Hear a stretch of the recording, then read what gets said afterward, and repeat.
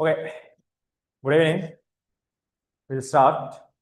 Online ones, what about the audio and video? Is it clear enough?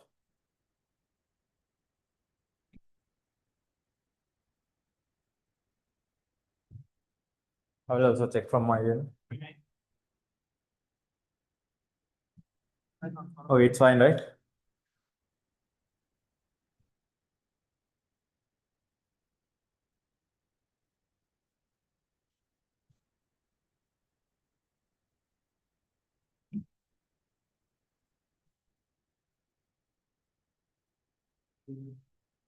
Okay.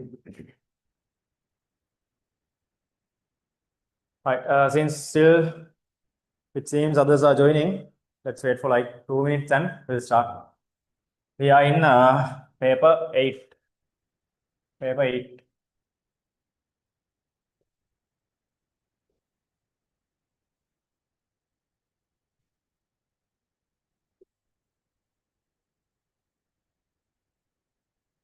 Right.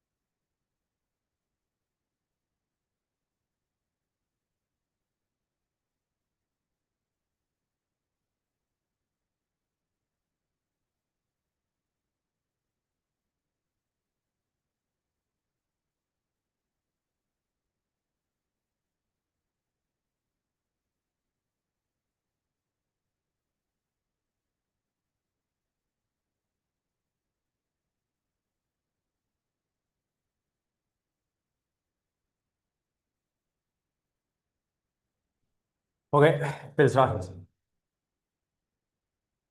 Right. So we are in paper 8 part 2, right? Paper 8 part 2. We'll start off with ranks.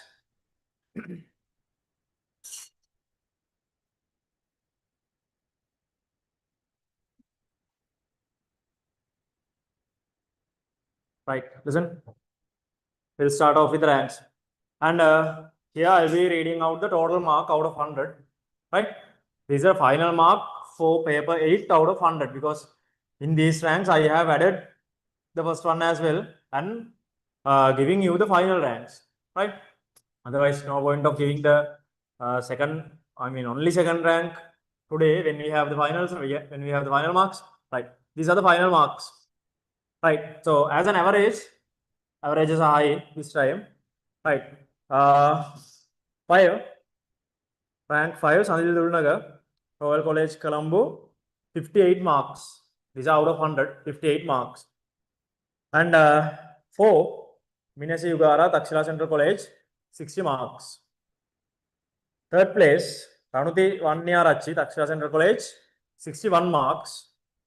Second place, Vihanga Mandara, Takshila Central College, 64 marks. And the first place is Yasasi Dehami, Takshila Central College, 78 marks. Right?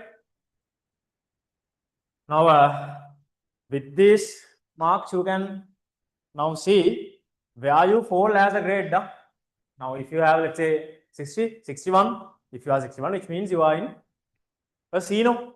Something like that. That's the idea. Now with that we can have an idea about in which grade you are at present, at here at present, right? And always try to improve your mark to a next level by the next paper. That's it.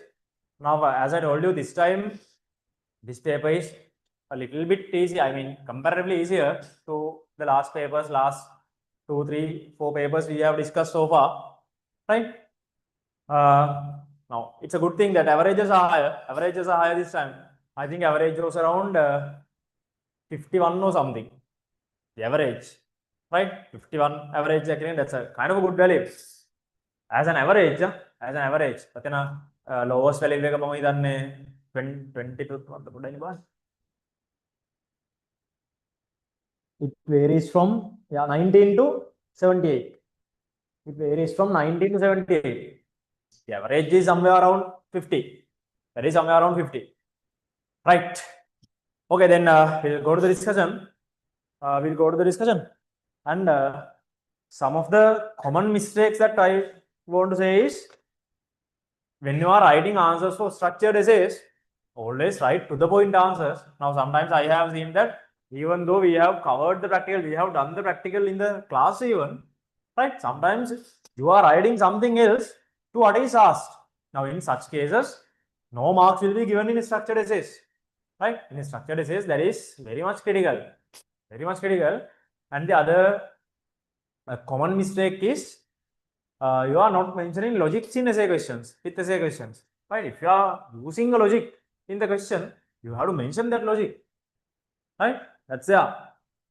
And the other thing, please be careful with your simplification. Sometimes your substitutions are also correct, but because of the simplification mistakes, simplification and final answers are wrong, right? And more things. The other thing is, give me 1 second. Okay. The other thing is, if you are doing a simplification, or if you are drawing a diagram, make it little bit clear. Sometimes in simplifications, there were some simplifications where, right, we can't see whether it is like cut off or is it 1 or x or what it is, right? Right? Now if you are not writing x like this,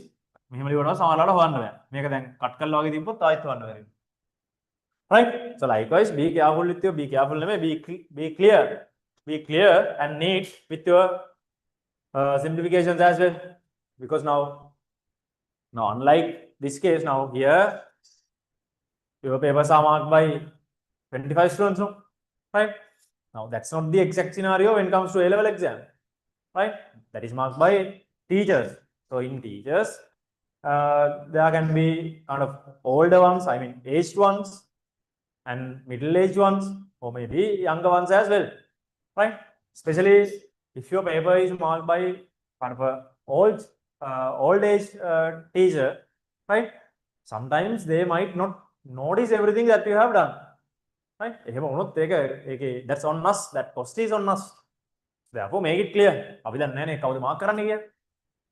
Right? Again, Spain but yet,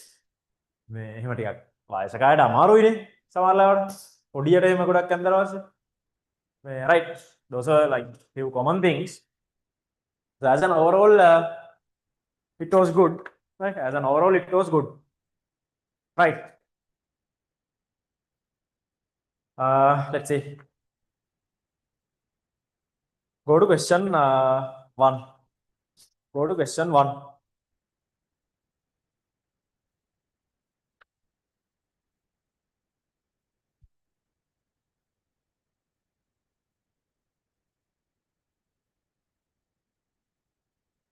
Right.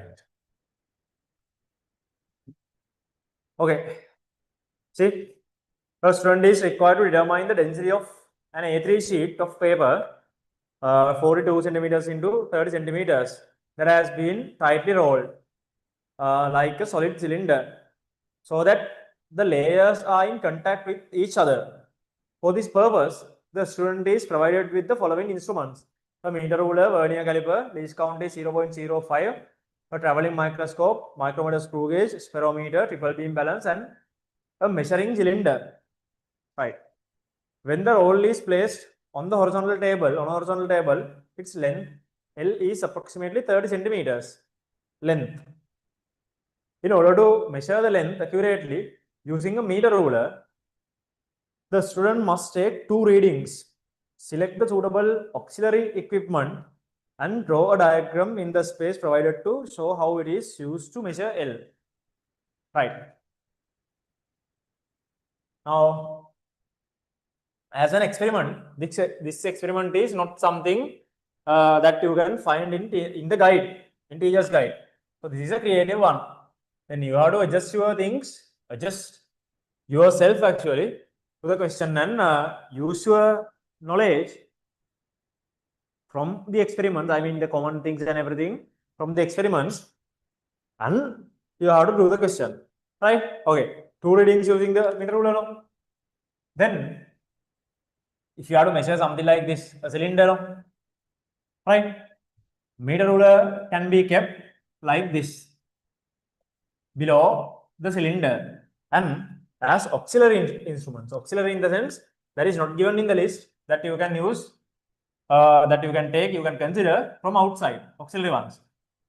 Usually in this kind of a case, what we are using is a set square, right? What we are using in this kind of a scenario is a set square, because if you place set square, right, this edge of the set square on meter ruler, this side is exactly vertical now. When that is vertical, we know what the exact reading is with respect to that vertical line, right? That's the benefit of using the set square. That's the benefit of using the set square. Otherwise, if you are to just get the reading from the meter ruler itself, right, we don't have any idea, I mean exact idea, which point to be considered as the end point. Because if there is rolled, this surface is not going to be a smooth and even surface. No? If there is rolled, if this is rolled, the surface is like this. There is not going to be a smooth surface like this. A plain surface because it has several turns on it, turns on the paper, right? That's why. So that's why. Recording okay, that's fine. Last week එකෙත් මේ class එක තමයි recording නම තුනේ මේකද? නේද?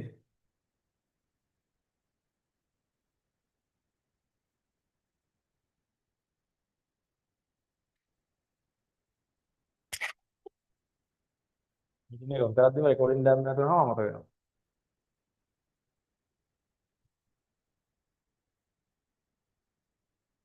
Right. So these two other row readings we need. R1 is here, and R2 is here.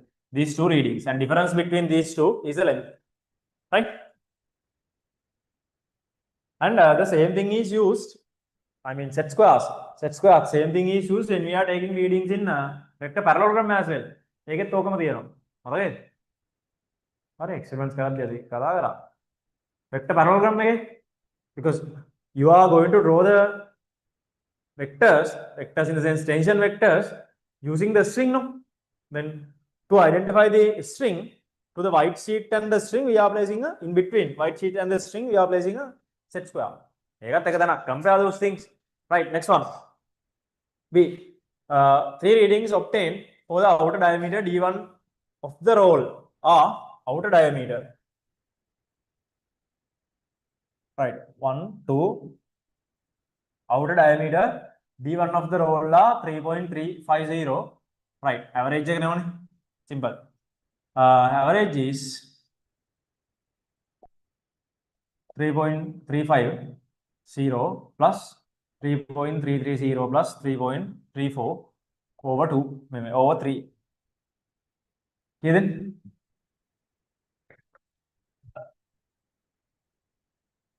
මාගින් එකේ value එක බලලා කියන්නම් වැරදි නම් කියන්න 3.340 is it? හරි 3.340 And writing this third decimal is compulsory. Writing this third decimal is compulsory because least count is given. The this is obtained by the vernier caliper. Outer diameters. Least count of the vernier caliper is given as 0.05 millimeters. Then it is up to 3 decimal centimeters. Right? So therefore, having this, writing this 0 is a must. Right? සමහරවිට 0 එක ලියලා නැත්නම් ඒකට ලකුණු දීලා නැති වෙන්න පුළුවන්. දන්නේ මේ දෙන්න නැති වෙන්න ඕනේ හරිනම්. මේ ලකුණු දීලා නැති වෙන්න ඕනේ. හරිද? සමහර කට්ටියගේ 0 එක ලියලා නැත්නම් ලකුණු දීලා නැතුව ඇති. That is because of this. It is strictly followed. See.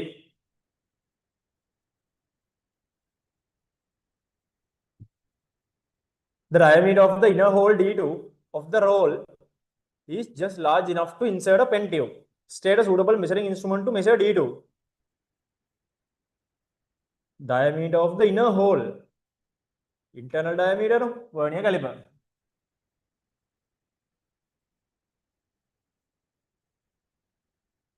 Right?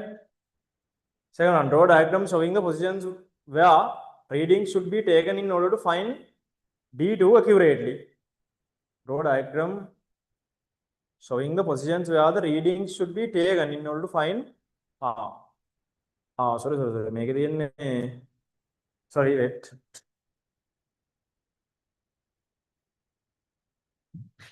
Internal diameter of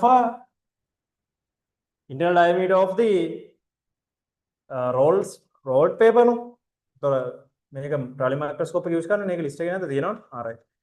Again, the readings are on the traveling microscope again. Either way, it's 0.01 least count at the all right.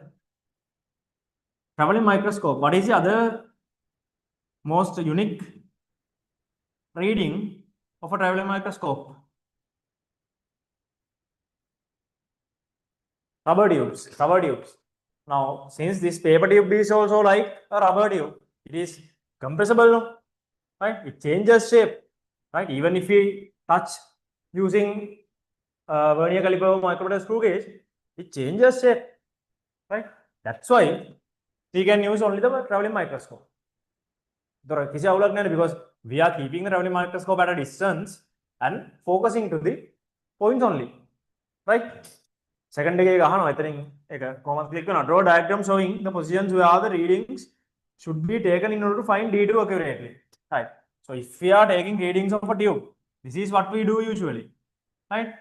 If you have the internal sides, right, these two readings should be taken. And difference between these two readings is vertical diameter. And again, these two readings should be taken by focusing to these 2 points. And difference between horizontal reading should be horizontal diameter. And average value between horizontal diameter and vertical diameter is considered as a correct diameter of the tube. Right?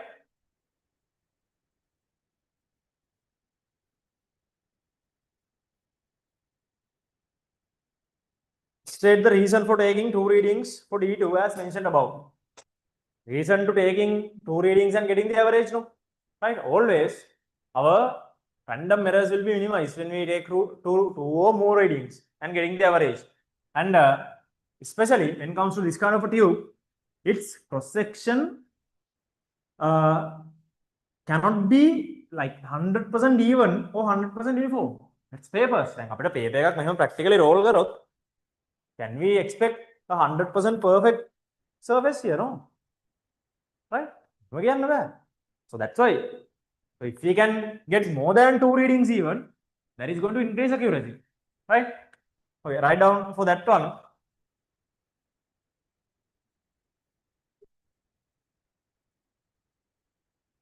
To minimize random errors, first one, to minimize random errors. Any answer is acceptable. To minimize random errors. To minimize random errors. Due to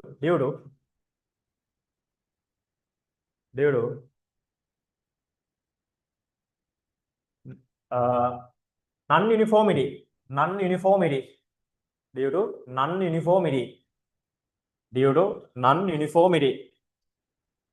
non-uniformity, slash unevenness, non-uniformity slash unevenness of the surface. Non-uniformity / unevenness of the surface. Right? Next, if the roll consists of n turns, write an expression for thickness of the A3 paper in terms of D1, D2 and N. D1, D2 and N. Right, thickness of the paper. Now, what we know is, right, what we know up to this point is, see, now if this is a cross section of this paper, outer diameter is known. No? What is outer diameter? D2 then. D1. Outer diameter is D1. And inner diameter is also, sorry, outer diameter. Outer diameter is D1. And inner diameter is D2. Thickness of the sheet is from here to here. No? This should be the thickness. Right? It has n number of turns. Then we ask to write the thickness. Okay. Thickness times n equals, if thickness of one paper is T, and if it has n number of turns, thickness into n equals, this half is D1 over 2, and this half is D2 over 2, then minus D2 over 2, right? Thickness pattern extension for T. T is subject. So T is D1 minus D2 over 2n. D1 minus D2 over 2n. Right? Thickness consists of n number of turns, n number of sheets, sides actually.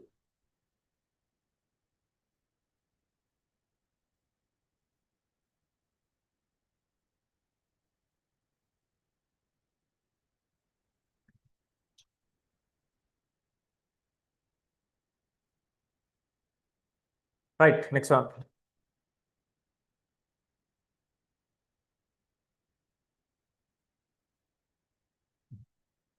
If the roll has 10 turns and the value of D2 is 1.340, calculate the thickness T of the A3 paper.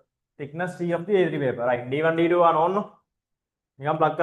It has 10 turns. T equals D1. What was D1 now? D1 up 3.340. Oh.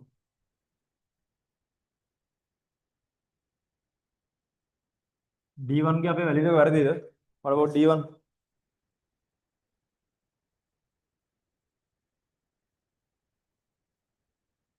If the roll has 10 turns and the value of D2 is 1.340. 1.340. 3.340. I just was wondering whether these two are equal. Right. Then D1 is 3.340. 3.340 minus D2 is 1.340. Simplify 2 into 10. Right. T equals, this is 2 to cancel and I get 0.1. 0.1. 0.1. 0.1 centimeters or millimeters 1 millimeter. That is exactly 1 millimeter. Exactly 1 millimeter. Part T. T.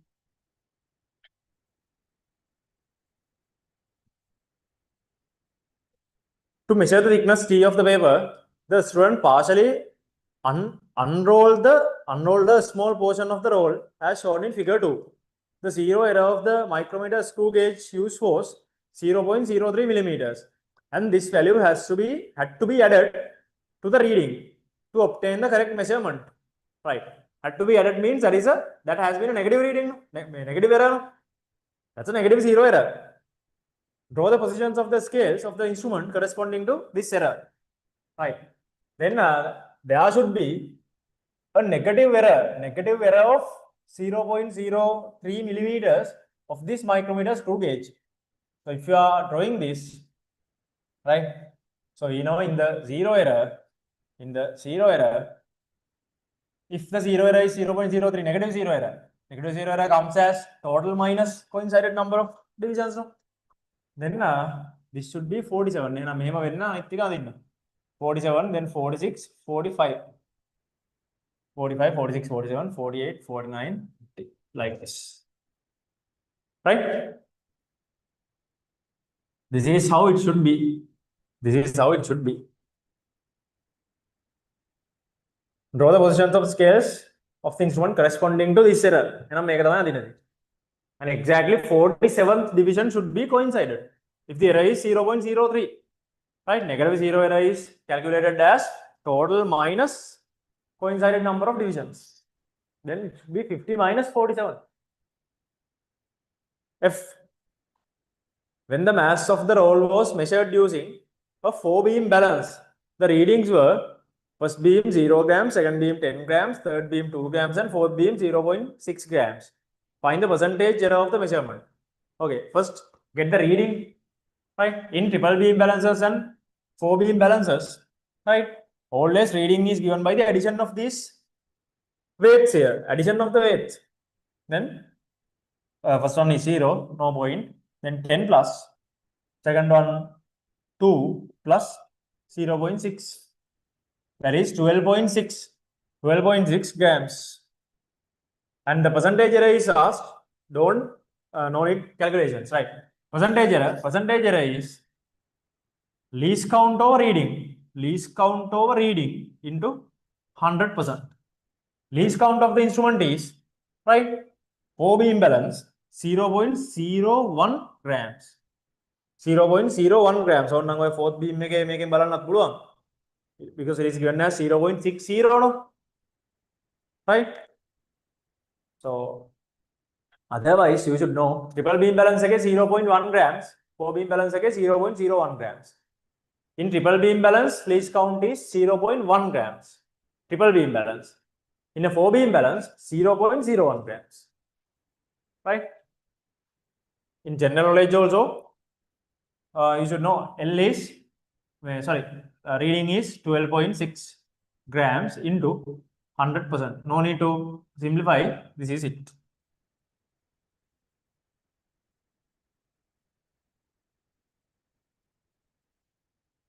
Okay, if the width of paper is 42, calculate the volume of paper and hence determine the density in kgm minus 3. Right, now thickness is known. Since thickness is known, we can find the volume now. G.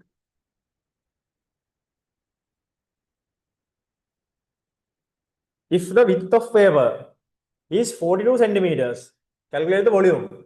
Volume is area into thickness, no? Right? Then volume should be area here. Area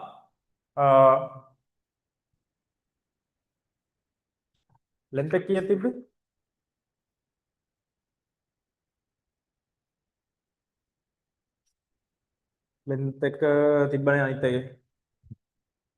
30 centimeters, approximately 30 centimeters. Right. Then 40 into 30 into thickness 0.1. 4 into 30 into 0.1. And since we need to calculate volume in kgm minus 3, right? It's better if you can do the conversion here. 40 is in centimeters, 30 is in centimeters, and 0.1 is also in centimeters. So this whole thing is in cubic centimeters. Cubic centimeters, no? Then we can write the same as 40 into 30 into 0.1 10 to the minus 6. This is in cubic meters now. Alright.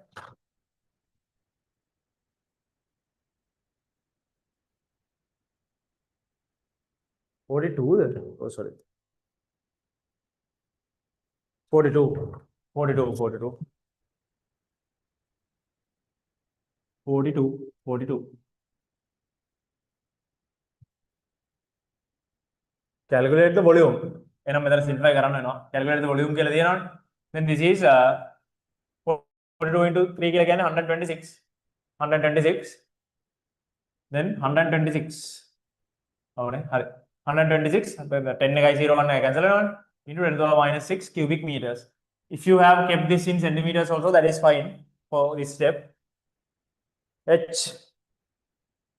And hence determine density. Hence determine density. Mass right. Then you can determine density. Density is M over V. Density is M over V. Right? Mass is known from here. 12.6 grams. 12.6 grams. Grams can kilograms can not 10 to the minus 3. Right? And volume 126. 10 to the minus 6. Right? Simplify. 12.6 times 10 here. Right? 10 to the minus 5. Then plus 5 can 10 to the power 2 remains. 100. 100 kgm minus 3. 100 kgm minus 3.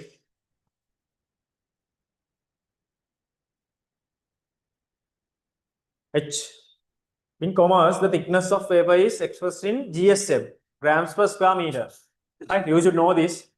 Haven't you seen in exercise books? One of the corners, it is mentioned at 80 GSM, 65 GSM, 85 GSM, something like that. Right? Grams per square meter. Which represents the mass of 1 square meter of paper. Calculate the GSM value of this paper. Right.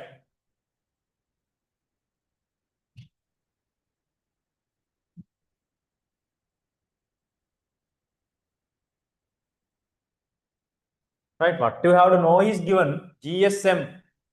GSM means grams per square meter. Then here you have to put the mass, right, per square meter, that is an area, right? So mass is known, 12.6 grams. No need to do any conversions. It should be in grams, no? Right? This should be measured in grams. This should be measured in square meters, right?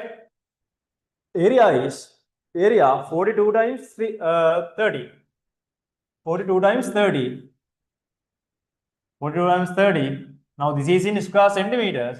To convert this to square meters, 10 to the minus 4. Right? Simplify. 12.6 over 42 into 3 is 126. Then this should be 1260 into 10 to the power. If we take it to here, 10 to the power 4. Right? Then these two cancels. 12.6 to this one. There is 100 again. Is it 100 again? 100 GSM. 100 GSM. 100 GSM.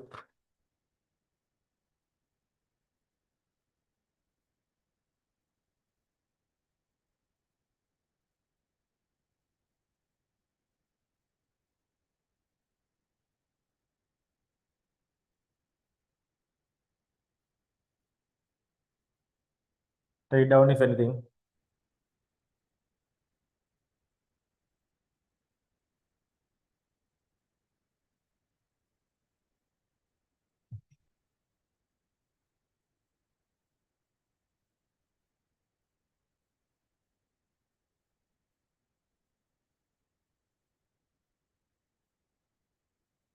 Any questions?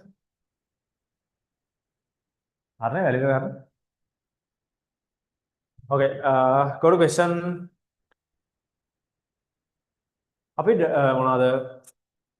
Hygrometer question discuss करें नया class है अरे ना hygrometer कर ले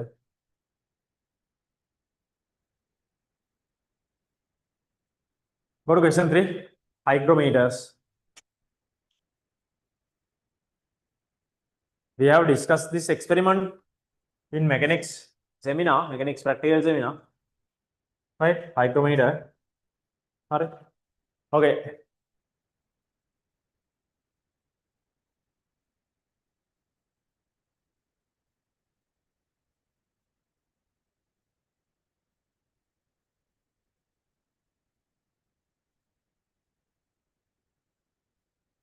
Hygrometer.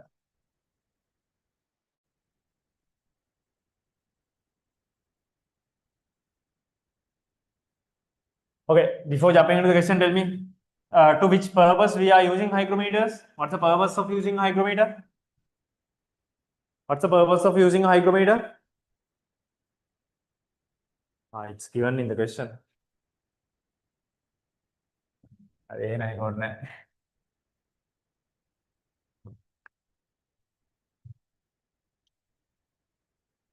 Right. A hydrometer is a laboratory instrument used to measure the density of a static liquid, as shown in the figure. The hydrometer floats in a liquid of density rho. A thin stem, B, large glass bulb, C, portion containing lead shots. For that portion containing lead shots, instead of using lead shots, we can use sand as well. Right? Ekat use karna, because the purpose of applying lead shots is to take center of gravity somewhat below to increase stability. Right? To increase stability, we can do the same by using sand as well if lead shots are not available. Lead shots are better because density is higher. Right? Okay, mark the center of gravity of the center of buoyancy of the hydrometer on the given diagram. Right.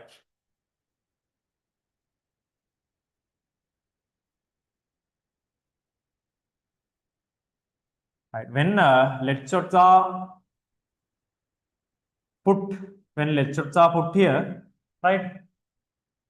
This is the this level is given as the immense level. Right. Center of gravity should be somewhere below, close to somewhere here, center of gravity G. Right. And center of buoyancy is the center of gravity of the immersed part now. Then it should be a little bit above G. It should be a little bit above G. It should be a little bit above G. Right.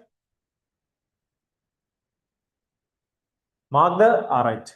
State the specific reason for designing each of the following parts of the hydrometer in the given manner. A, thin stem.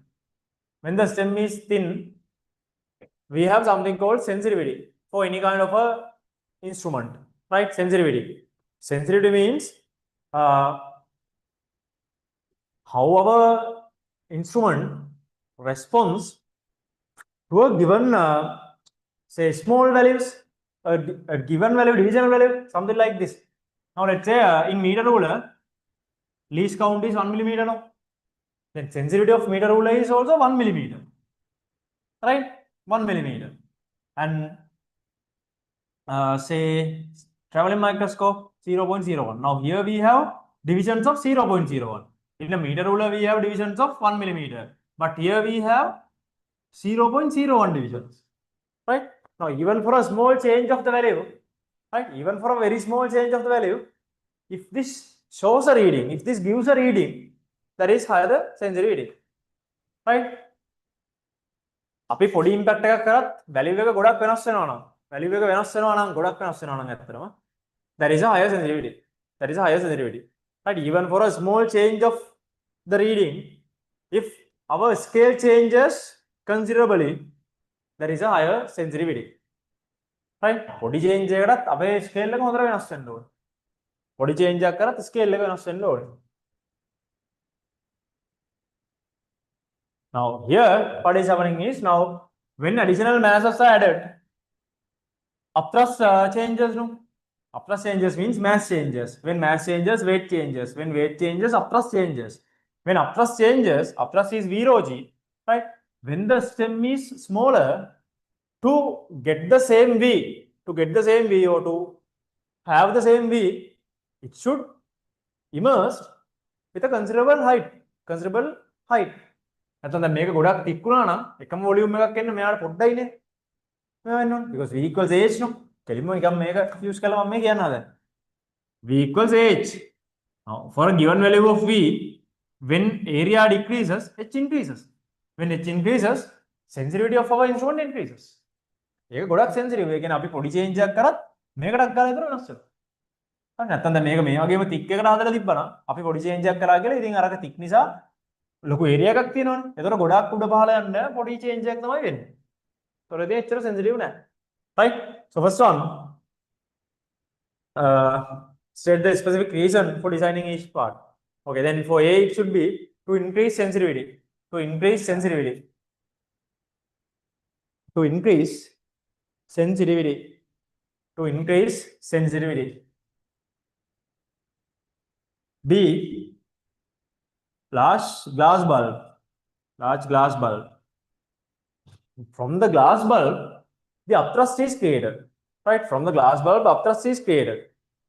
Then from that, write down to create enough upthrust. To create enough upthrust. To create enough upthrust on hydrometer. Right? On hydrometer, portion containing lead shots. Portion containing lead shots. To take center of gravity downwards. To take center of gravity downwards. To take center of gravity downwards. To increase stability. To take center of gravity downwards. To increase stability. To take center of gravity downwards. To increase stability. To take center of gravity downwards to increase stability. Right, see. See, three identical beakers containing water, coconut oil, and copper sulfate. Copper sulfate solution are shown. Their densities are 1800 and 1200 respectively. Roughly sketch the positions of hydrometer when it is placed in each of these beakers. Right. So naturally we know lesser the density, higher the immersed volume. Right? Lesser the density, higher the immersed volume. Higher the density, lesser the immersed volume. That's a concept. Simple as that. Same hydrometer. Right? Mega on weathering the explain if needed. Since there is same hydrometer, upthrust is same because U equals mg when it floats. No? U equals mg when floats. U equals mg. Right? But U is V rho g. Then V rho g equals mg. But since there is the same hydrometer, weight is same. When weight is same, when density increases, V decreases. When V decreases, immersed height decreases. Right. Then in water again is 1000 in between. Right. Then in that case, it should be like this. Right. Water. Coconut oil density 800. 800 immersion. So in 800, it should be greater than this one. Right? Something like this. Right? Only a sketch is enough. Right? Coconut oil. And the last one, copper sulfate, 1200. And I get my aduma. So in that one, it should be the minimum. That one, it should be the minimum. Copper sulfate. Right? Here's the logic. Same hydrometer means same mg. If there is same mg, it should be same V rho g. Then when rho changes, V changes.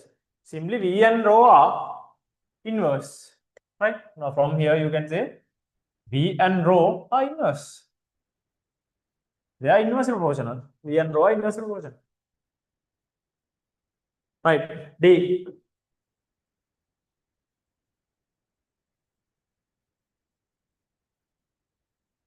D. The figure shows an arrangement using a weighted test tube to determine the density of liquid. That is where our experiment we have in our guide starts. Right? In guide we have the weighted test tube. Right? In guide we have weighted test tube. The figure shows, right? If the total volume of the tube is V, the height above the liquid surface is L, height above the liquid surface.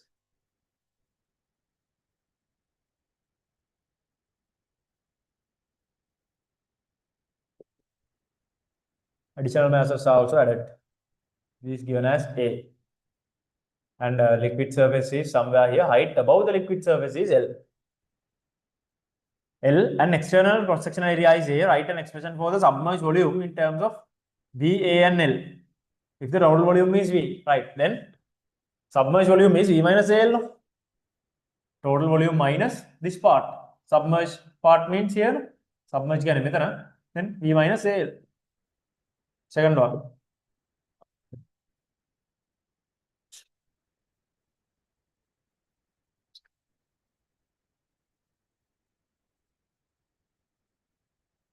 Second one.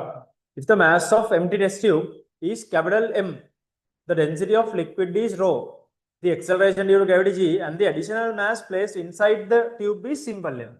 Right? Additional mass is here. This is simple M now. Simple M. Derive an expression for L in terms of Vm, rho, and A. Right. Right. Now, if you mark forces here, upthrust acts, and as weight of the empty tube and additional masses acts. Right? Something like this. Then write the vertical equilibrium. Right? Considering vertical equilibrium,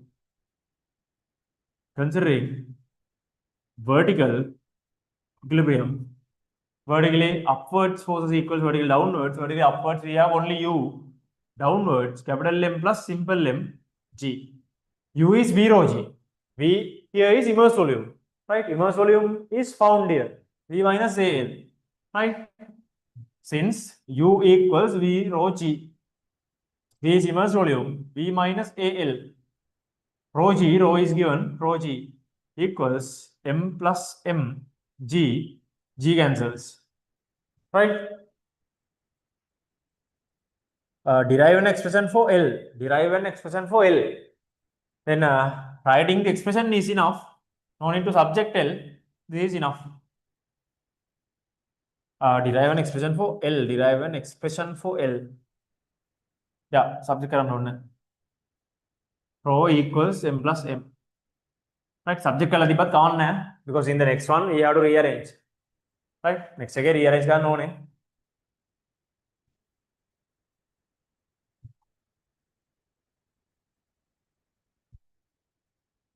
Right? Even though you have subjected or not, anyway you have to do it with the next one. We are rearranging equation. Right? 3. Rearrange the expression obtained above to plot a graph taking taking simple M as independent variable and L as dependent. Right? And V minus AL. V minus AL can be written as capital M plus simple M over rho. Right? Switch these terms. Then V minus capital M plus M over rho equals AL. Right? Divide both sides by L. Sorry, by A. Then V over A minus capital M plus simple M over rho A equals L. Since we have to plot a graph, isolate our variables. Right? Isolate variables. Now x variable is M, so isolate simple M. We can divide this separately. Then this becomes V over A minus M over rho A. This part minus 1 over rho A M. මම මේක isolate කරලාම ලිව්වා equals L. මෙහෙම ගන්න පුළුවන්. Right? After simplifying the bracket. Right? Okay, now we can identify these variables. This is Y and this one is X. This thing as a product of M is gradient minus this whole thing is C. So that is C minus Mx.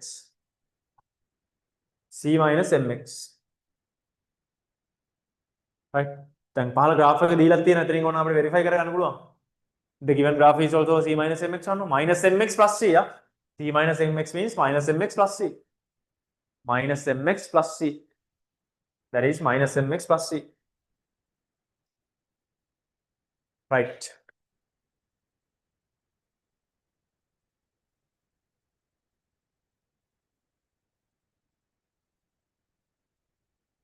Next.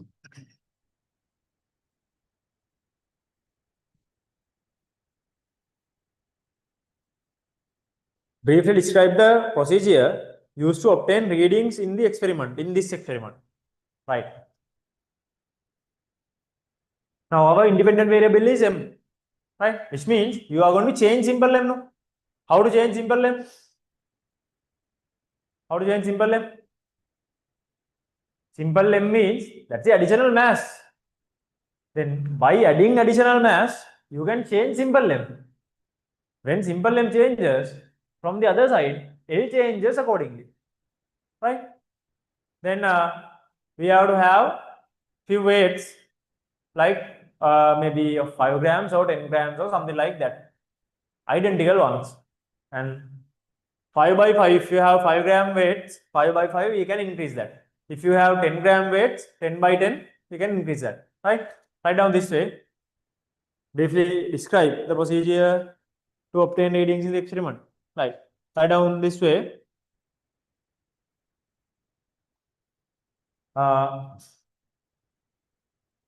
Measure the respective height of L. Measure the respective height of L. Measure the respective height of L.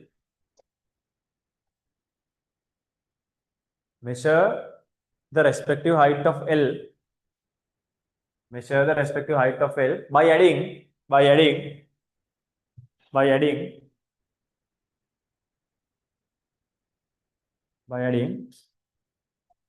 additional masses of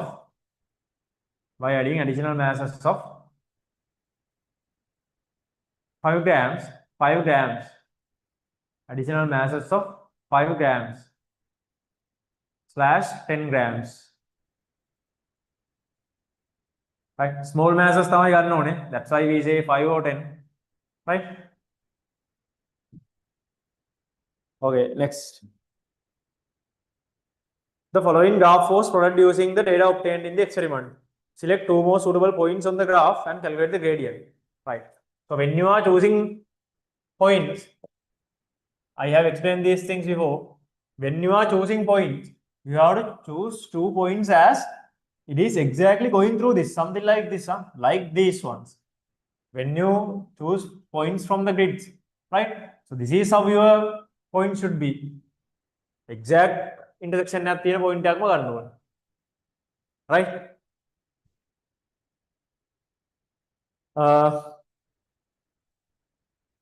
One possible point we can see is 8, 10, 45.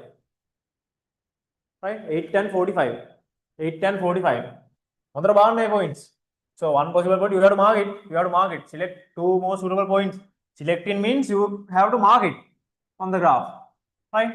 One is 8, 10, 45. An exact intersection is there. 8, 10, 45.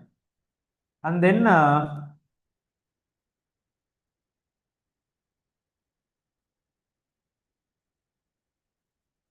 what is 10 and 36 only? Right? 10 and 36 only? Nattang 32 with 15. ඒකත් හරි. ඒ දෙකම එක වගේනේ. 32 with 15. 32 with 15. 32. 32 with 15.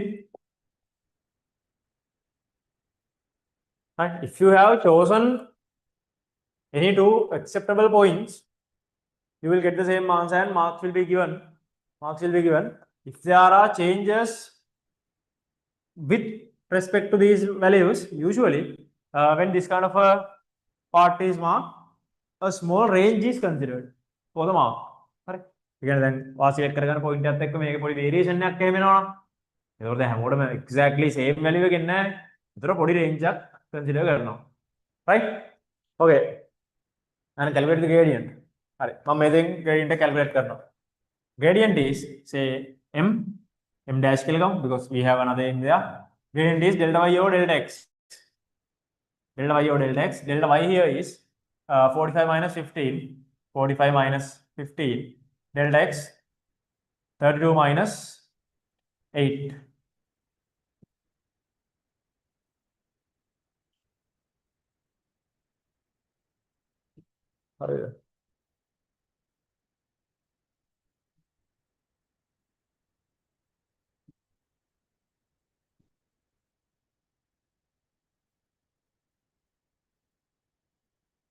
ඔව් හරි.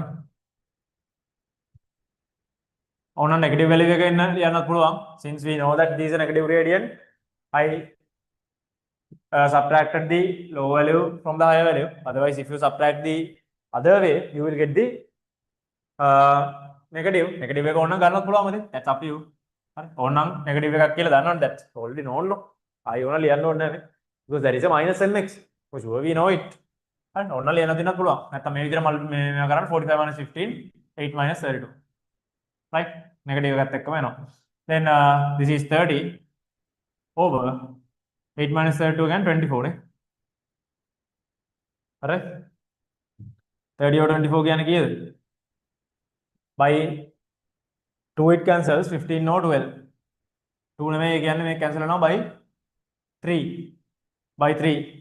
By 3 කියන්නේ 10 over 8. 10 over 8 කියන්නේ 1.25 minus 1.25. Put the correct unit. Units නැත්තම් මේකට ලකුණු දෙන්න. Y is millimeters, x is grams. Then this should be millimeters per gram. Millimeters per gram. If you have got the correct answer without units, no marks will be given. Right? Units and no. If the gradient has units, you have to mention units. Right? If your gradient doesn't have units, then that's totally fine. Unitless scenario, make units.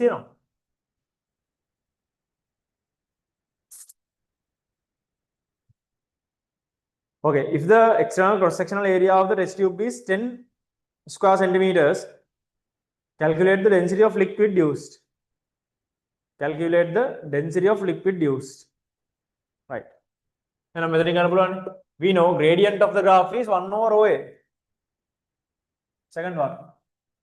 Gradient of graph is 1 over OA. Gradient is known.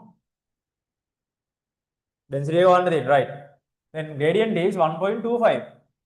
But we have to convert this now. If we are to get the density in a SI unit, millimeters to meters 10 to the minus 3. And per gram means grams is here, no? Grams to kilograms 10 to the minus 3 again. Right? Over 1 over, we need rho. This is 10 into 10 to the minus 4. Because that is 10 square centimeters. These two cancels, right? Subject rho equals, this is 10 to the power minus 3 altogether, minus 3 it becomes plus 3 when it goes up, and this is 1.25. 1.25 is 5 over 4, then 5 over 4, like this. 4000 over 5 again 0.8. 0.8 කියන්නේ 800 නේ. 800. හරි? 800 kgm minus 3.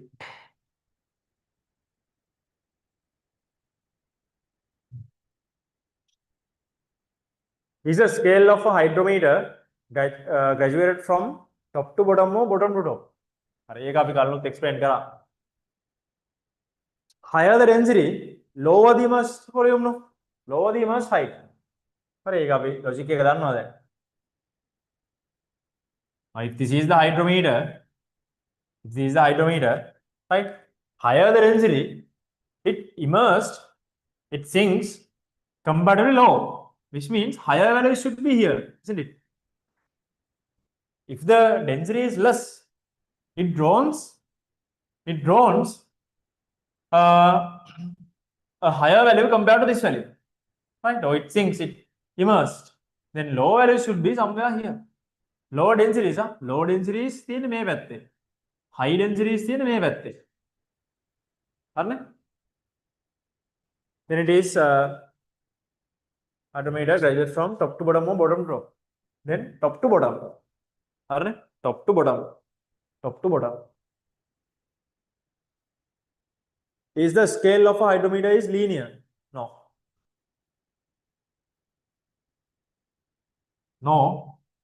No, because it cannot be linear, because when density changes, volume changes, right? Volume may change when. ඒක එහෙම linear වෙන්නේ නැත්තේ. because this volume is non-uniform. Make a uniform one, make a linear venom. If the hydrometer is uniform from top to bottom area of the hydrometer, then you have a make a uniform nan. So therefore it is non-uniform. Right? Make a reason reason is no. Right? Mehema parts දෙකක් තියෙන හින්දා තමයි non-uniform වෙන්නේ. Single එකක් තිබ්බනම් එහෙම වෙන්නේ නැහැ. Right. Take down if anything.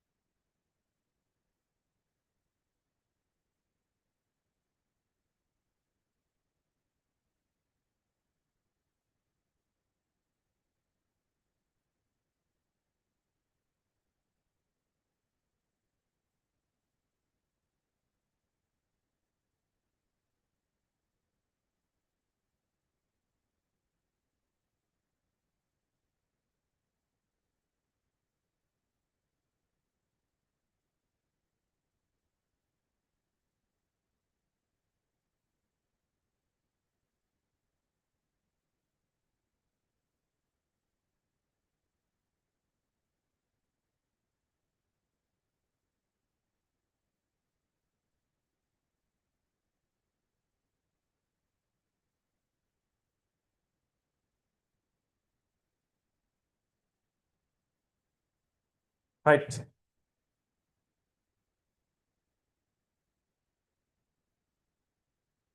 अब स्प्रिंग क्वेश्चन එකක් මේ ක්ලාස් එකේ කතා කරානේ. ස්ප්‍රින්ග් එක ක්ලාස් එකේ කතා කරානේ. ඔව් කතා කරා. ස්ප්‍රින්ග්ස් ස්ට්‍රක්චර්ස් කතා කරලා තියෙනවා. ඊට පස්සේ simple pendulum කතා කරලා තියෙනවා. Right. Go to question 7. 7. Hydrostatics එකක් ටික දවසකින් කතා කරේ නෑනේ. 7. Hydrostatics.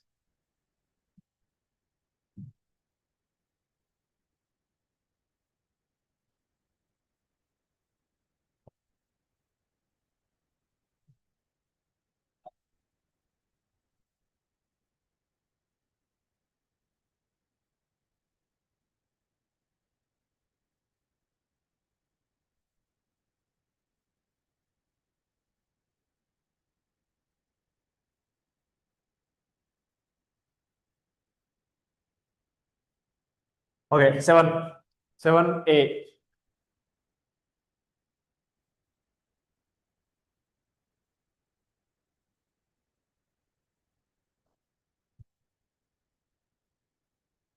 State Archimedes principle. Right. So when you write Archimedes principle, there are keywords to be there, right? So if you haven't mentioned keywords, right, no marks are given because they are principles. Principles. They are principles, right? This is how it should be written. When an object is fully or partially immersed. Fully or partially no marks, it's a keyword, right? You can check your answers when an object is fully or partially immersed. When an object is fully or partially, this is a keyword. Fully or partially immersed in a static, incompressible. May they come keywords. Static and incompressible. Static and incompressible. Right? May come keywords. When an object is fully or partially immersed in a static, incompressible fluid, upthrust action the object equals to weight of displaced volume of the liquid. Upthrust action the object is equal to weight of displaced volume of the liquid is equal to weight of displaced volume of the liquid equal to weight of displaced volume of the liquid. Right? Second one, write an expression for the upthrust force acting on an object immersed in a fluid and define each term in the expression. Simple. Right? Now, first parts are theory parts. Right? U equals V rho G. U equals V rho G. U is upthrust. V immersed volume. Immersed volume. Or you can also say displaced volume. And rho, density of liquid. Density of liquid. G, gravitational acceleration or resultant acceleration. Now here also, if there are multiple accelerations, you have to use resultant acceleration. Right? So you have to know where to use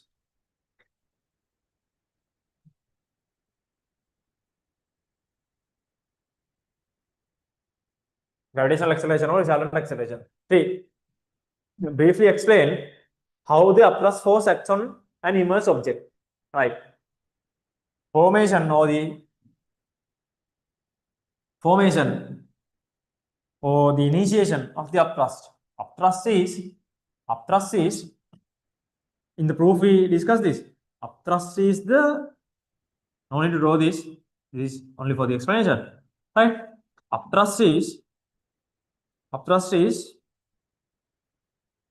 the resultant of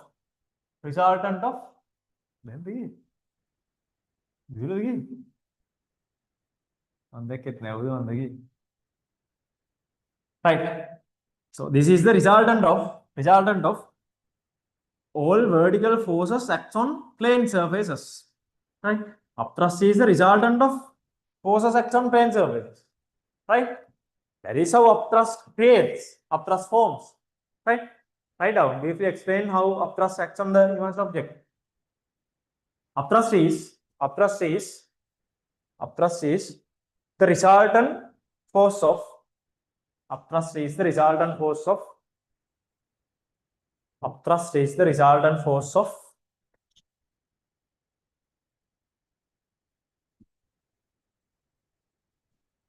all vertical forces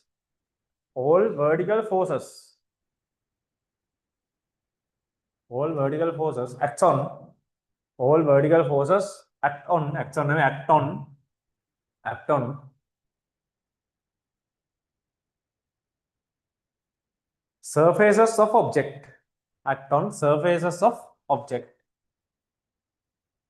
surfaces of object. Right. Next. State the law of flotation. Right. Very much similar to this. Right. When you study these two, you better study law of flotation and Archimedes at once. They are very much similar. There are differences, but very similar. Right? When it comes to law of flotation, this is when an object floats in a static incompressible liquid or fluid, right? Fully or partially, it will be replaced with when an object floats, not immersed, when an object floats. Right? What's the difference between immersed and float? What's the difference between immersed and float? Huh? What's the difference between immersed and float? Huh?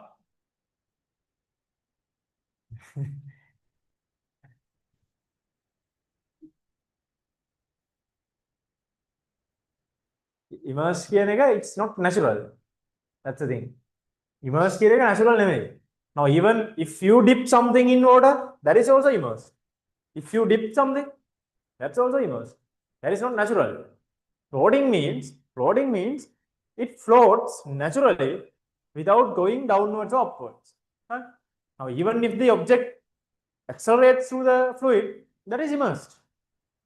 Floating means there is an equilibrium. Floating is an equilibrium. And there is something happens naturally, floating. Immersed for any sink volume, we can say that's an immersed volume. Doesn't matter whether you have put it in, or whether it's naturally floating, or whether it's accelerating in the liquid. If it's an equilibrium in the liquid, doesn't matter. Any volume is an immersed volume. But floating, in floating, that is always about an equilibrium. Right? It doesn't have any vertical movement if it floats. Right? Okay, then this should be written as when an object floats in a static incompressible liquid or fluid, incompressible fluid, there are two conditions here. You have to write these two conditions in words. One is U equals mg, and the other condition is center of gravity and center of buoyancy are on the same vertical line. Right? Check your answers if you haven't written. When an object floats in a static incompressible fluid, upthrust acts on the object equals weight of the object. Upthrust acts on the object equals weight of the object. Upthrust acts on the object equals weight of the object. And center of gravity and center of buoyancy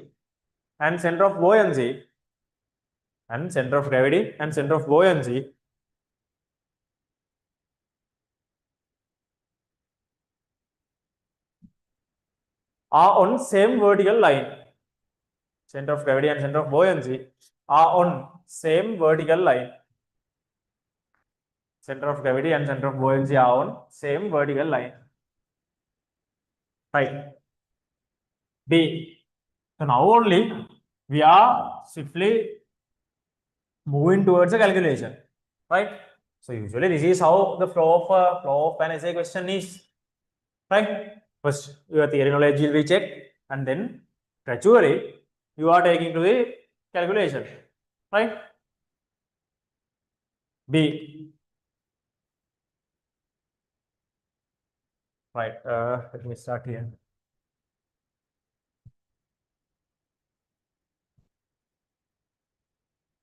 When a ship is traveling at sea, it must maintain a specific level of submergence. Markings on the hull indicate these allowable submerged levels. An empty ship has a small submerged volume, which can cause instability and increase the risk of capsizing. To improve stability, water is added to ballast tanks located at the bottom of the ship to increase the submerged volume. Right. So when it comes to ballast tanks, so before the question also, I think you have a general idea about ballast tanks, right? Not only in ships, in submarines also ballast tanks are there, right? Sometimes you might have seen in movies and wherever, right? Submarine buoyancy control by filling and removing ballast tanks, right? It was a ship in the located near the lower part of the ship, right? Ballast tanks. 1.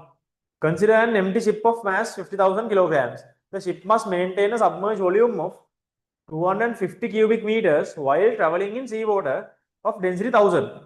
Calculate the mass of water that must be added to the ballast tanks to achieve this condition. Right. Now, when the ship sails, we know upthrust acts on the ship, U, right? And there is a mass for the empty ship. Then let's say that is capital Mg. And here in ballast tanks, there is another mass of water that is added additionally. These are the forces acting on the system now, right? Then if it safely sails, it is vertical equilibrium, right? Vertical equilibrium. Vertically upward forces equals vertical downward forces. Vertically upwards only U, right? Downwards simple M plus capital Mg. Correct? U equals V rho G. U equals V rho G. Right? Then V rho equals M plus M. G cancels. Right? V is given 250. 250. Rho is 1000. Simple lim is what we need. Capital M is 50,000. 50,000. Right? Simplify this. 250 minus 50 is 200. Then M is 200 times 10 to the power 3 kilograms. 200 times 10 to the power 3 kilograms. Right? Second one, calculate the volume of water corresponding to the mass obtained in part 1. Volume of water. If mass is known, easily you can get the volume. Right? Nothing to do. This is part 1. Part 2, volume of water. M equals 0. Right? M equals 0. Then mass is 200 times 10 to the power 3. We need V. Rho is 10 to the power 3. These two cancels. So V equals 200 cubic meters. 200 cubic meters. Right? 3.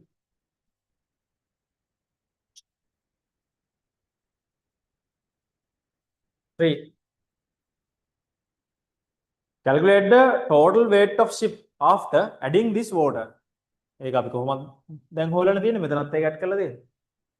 write the total, that's it.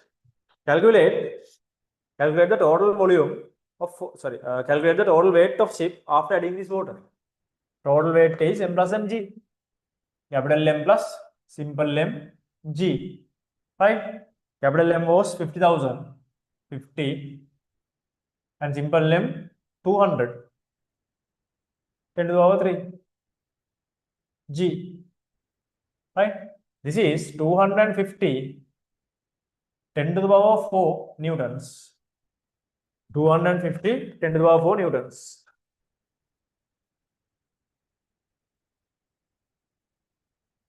Ten to the power 4 newtons. Sorry. 4. Later, cargo is loaded. Later, cargo is loaded onto the ship, increasing its total mass to 175,000. Calculate the volume of water that must be discharged from the ballast tanks to maintain the same submerged volume of 250. Right? 4. Right.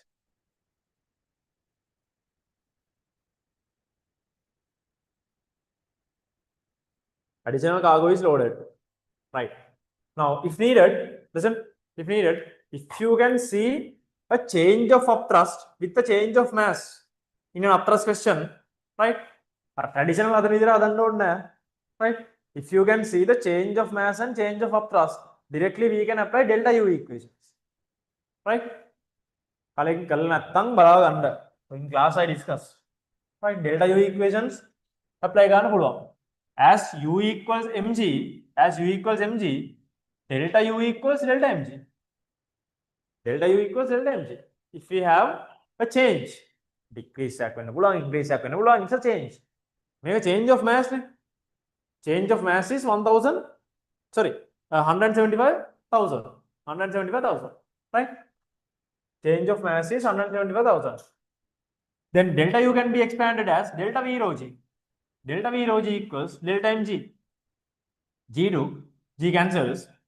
We need delta V, right?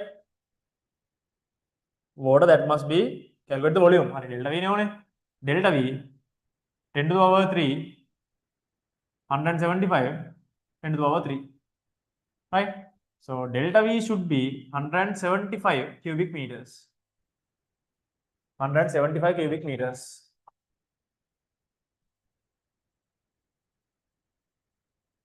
175 cubic meters.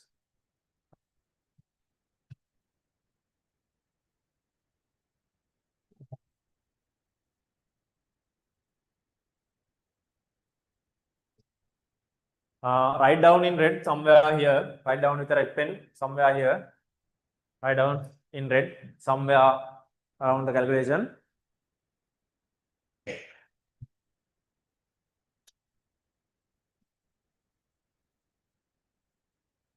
if change of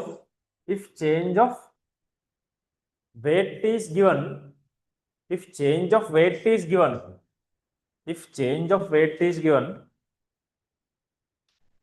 if change of weight is given with, if change of weight is given with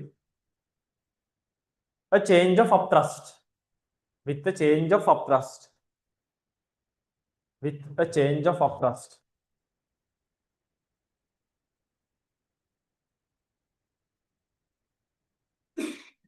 apply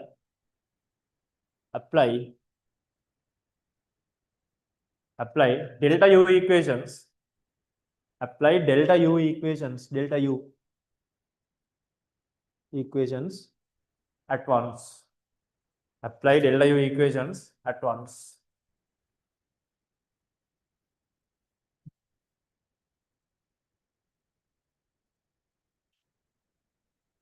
5. While traveling, the ship enters an estuary where the water density is lower, approximately 750 kgm minus 3. Show that the ship will sink deeper in this environment. Note the maximum safe submerged volume of the ship is 300. Right. Then if this enters 750, there are multiple ways you can approach, right? Now what I'm going to do is going to find the immersed volume. If the immersed volume is greater than 300, we can argue as it is going to sink, no? If the immersed volume is greater than 300, then knowing the mass here, plugging the mass here, we can find the new immersed volume. Right. mg equals v rho g. mg equals v rho g. Right. Now the total mass of the ship is ballast tanks plus empty ship plus this cargo g equals v rho g. Right. From ballast tanks plus may total එක දන්නවනේ. ඒක අයිය ඕනේ නැහැ නේ. That is 250. Right. 250 10 to the power 3 as a mass. එහෙනම් මේ දෙකම 250 නේ. 250 plus m dash කියන්නේ 175 10 to the power 3. Right. v rho කියන්නේ 10 to the power 3. Sorry, rho කියන්නේ 750. Right. Simplify v. Alright. Okay. Simplify v. 750. Right. Okay. Simplify v. v equals කෙලින්ම අපි සබ්මර්ජ් volume එක ගහවන්නේ. හරි. v equals 250 plus 175 කියලා කියන්නේ 425 නේ. නෑ. ඔව්නේ. හරිනේ. 425.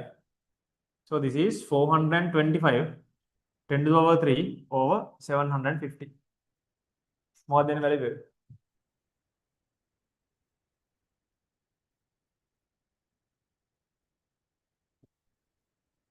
For sure, this is going to cancel off by 25, right? May cancel 0 to 1, 0 cancels, 10 to the power 2 remains. By 25, this is going to cancel, no? 25 times 3 here. 25 times 3.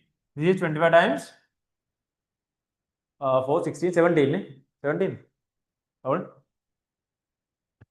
25 times 16 is 400. 4 කියලා කියන්නේ 100, 16 කියන්නේ 400, එහෙනම් මේ විදිහට 17. තර මේ විදිහට මෙන්න මේක සිම්ප්ලයි කරලා බලන්න ඕනේ. 1700 over 3. 1700 over 3 කීයද?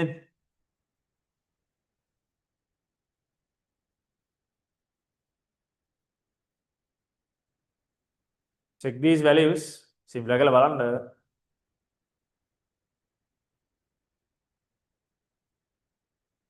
566. ඒකද? 566.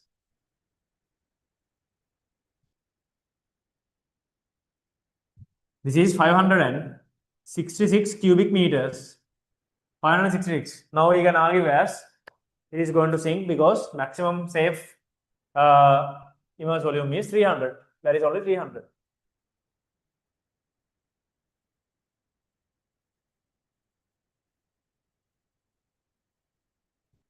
right? Then the question is not yet finished. You have to state the argument. Since 566 is greater than 300, the ship will sink. This is the final answer, right?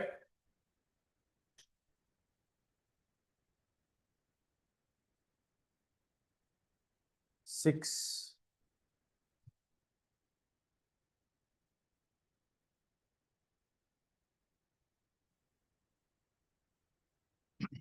To restore the ship to its original submerged level, determine the volume of water that must be pumped out from ballast tanks. Right. To restore the ship to its original submerged level. Original submerged level. In that part, I think there's a small mistake.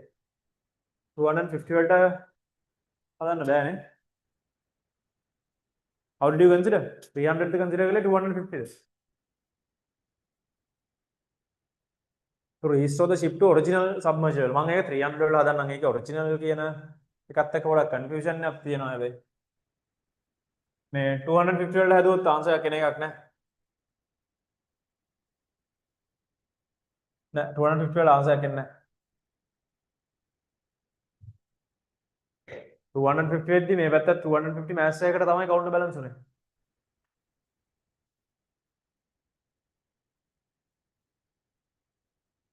Safe level එක මේක මෙහෙම පොඩ හදාගන්න. It's otherwise it's confusing. To restore the ship to its safe submerged level. Not original, safe submerged level. To restore the ship to its safe submerged level. To its safe submerged level. Right? Safe submerged level. Understand the concept here. Concept එක තමයි බලන්න ඕනේ. Safe submerged level, right? එහෙනම් කොහමද දැන් බඩු අයින් කරලා 300 වලට දාගත්තා නම් හරිනේ. Right? මොකද එහෙම නැත්නම් ඒක practical නෑ. This is something ships do usually. Right? සමහරලාට මේගොල්ලන්ට weight එක වැඩුණොත් එහෙම මේ විසි කරන්න වෙනවා. දන්නවනේ? ඔය සමහර cargo ships තියෙනවා. They unload their payload somewhere in the middle of ocean. Right? If you fail to balance the payload. එහෙම cases තියෙනවා. ඊට පස්සේ clients වලට ගෙවන්න ඕනේ. For any item that is coming through a ship, it has a warranty. Some kind of warranty is there. Warranty එකෙන් ගෙවනවා. ship line එකට තමයි, ඒ කියන්නේ ship line එකට තමයි ඒකේ loss එක. Right, route planning කරලා යන්නේ, but still in a certain situation where if they needed to unload the payload, right, what they do is they are unloading cargo, not people. Right, people move crew එක move කරන්න බෑ. දැන් crew එක දාලා බේර ගන්න බෑනේ. ඒතකොට cargo unload කරනවා. එහෙම scenario එහෙම එකක් වුණා. මතකද like 2-3 months back, around 3 months back, EV ආපු ship එකකින් EV වගේක් ඒක unload නන් නෙමෙයි හැබැයි. ඒක වෙන මොකක් හරි case එකක්. ඒ EV ටික මේ වැටලා දීප දැක්කද ඒ news එක? දැක්කද?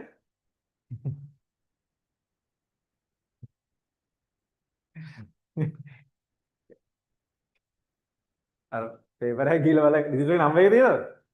ඩිජිටල් නම්බර් එක තියෙනවද? ඇයි?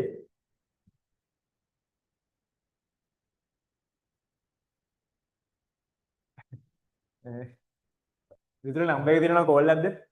නැත්තම් එහෙම හරියන්නේ නැහැ. මේ essay questions ටික ලියාගත්තනේ. Right. Calculate the volume of water to restore the ship to the safe submerged level. Determine the volume of water that must be pumped out. හරි. ආයි මෙයාගේ equilibrium එක බලන්න. See? Now, in this equilibrium, empty ship is there. Right? Empty ship is there. And ballast are there. Plus, that additional cargo should be there. Equals V rho G. අර කලින් වගේම මෙහෙම එකක් ලියනවා. Right? දැන් මෙන්න මෙයාව තමයි මම හොයන්න යන්නේ. The new value of M. New value of M කියන එක දන්නවා නම් determine the pumped out. හරි. මේක දන්නවා නම් pump out volume එක හොයාගන්න පුළුවන් නේ. Right. M is 50,000. right? 50,000. We need new simple m, and here we had 175,000, right?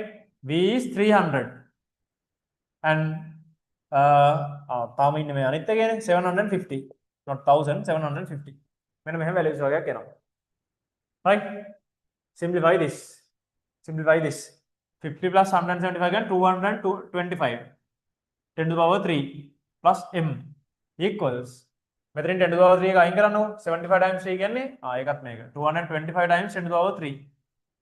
So these two cancels, right? It says m equals 0. What's the meaning? No water can be kept in ballast tanks, right? No water is in ballast tanks. And a pumped out volume, so therefore pumped out volume is all 300. All 300 should be pumped out. 300 ne? What's the volume of ballast tanks? 200. All 200 should be pumped out. Ballast tanks වල තියෙන volume එක තමයි නැති වෙන්න ඕනේ. Ship එකේ volume එක නෙමෙයි. Volume of water in ballast tanks. හරි. මේ දේවල් දෙකක්. Volume of the ship is here. තේරුණානේ නේ? This is the submerged volume of the ship. This is the submerged volume of the ship. Right? This is the volume of ballast tanks. Right? Therefore, volume to be pumped out equals, right, 200 or the ballast tank, 200 cubic meters, 200 cubic meters. All 200 should be pumped out.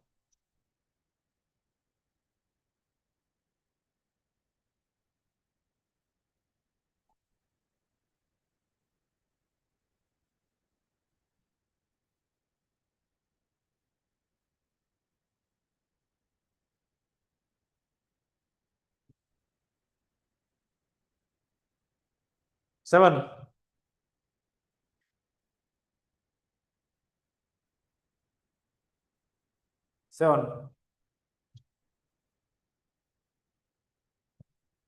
Calculate the volume of water remaining in ballast tanks after the adjustment in part 6. 0. Remaining water is 0.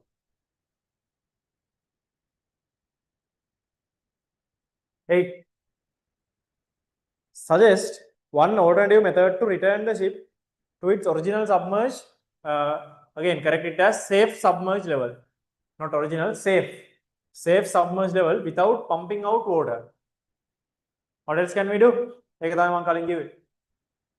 So if they don't want to pump out ballast tanks, then cargo should be removed. Removing cargo, reducing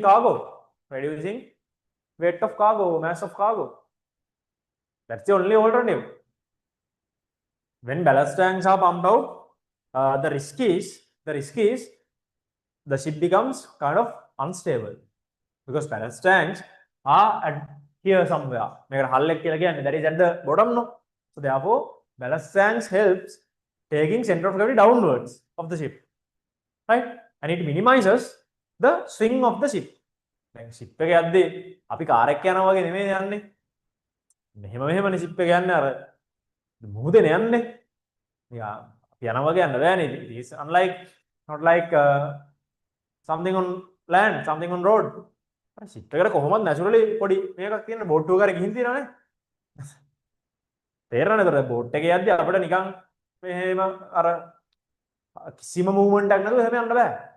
With the right, it gets some kind of a swing. පොඩක් ඒක oscillate වෙනවා, swing වෙනවා. මෙහෙම යනවා. The swing is minimum when the center of gravity is lower. So stability is very, if the center of gravity is higher, force moment is higher. So there's a risk of toppling as well, right? So ballast tanks අර හිතන විදිහට ඔකේ නිසා මේ remove කරන්න, unload කරන්න බෑ, pump out කරන්න බෑ. හරි. So in that kind of a critical scenario, only possible option is තව තියෙනවා හැබැයිනේ alternative මොකක් කරන්නේ යන්නේ. තව තියෙනවා. One option is removing cargo. One option is removing cargo. තව option එකක් තියෙනවා. ඒක මම boards වල දැකලා තියෙනවා. මම හිතන්නේ ඒ type එකේ ගානක් මම මේ class එකේ හැදුවා. boards වල ඒක තියෙනවා. What's it? මම ඒක බොරුවට කල්පනා වෙන්නේ නැහැ. ඒ පැත්තේ මොනවද තියෙන්නේ? ඇහැලියකට boards තියෙනවා. ඊළඟ ඇහැලියකට නෙවෙයි කිරියලි. boards වල ඔබ use කරනවා ටිකක්. මම හිතන්නේ මම එකකින් ගානක් මේ class එකේ තමයි මේකේ හැදුවා. මතක තියෙනවා. Online? Any answers? There's another very kind of a popular thing we do. Right? ඔක boards වලත් තියෙනවා. ඔය මොනවාද? Dora වගේ ඒවා Dora කියන එක දන්නවනේ? Dora කියන්නේ බල්ලෙක් නෙමෙයි.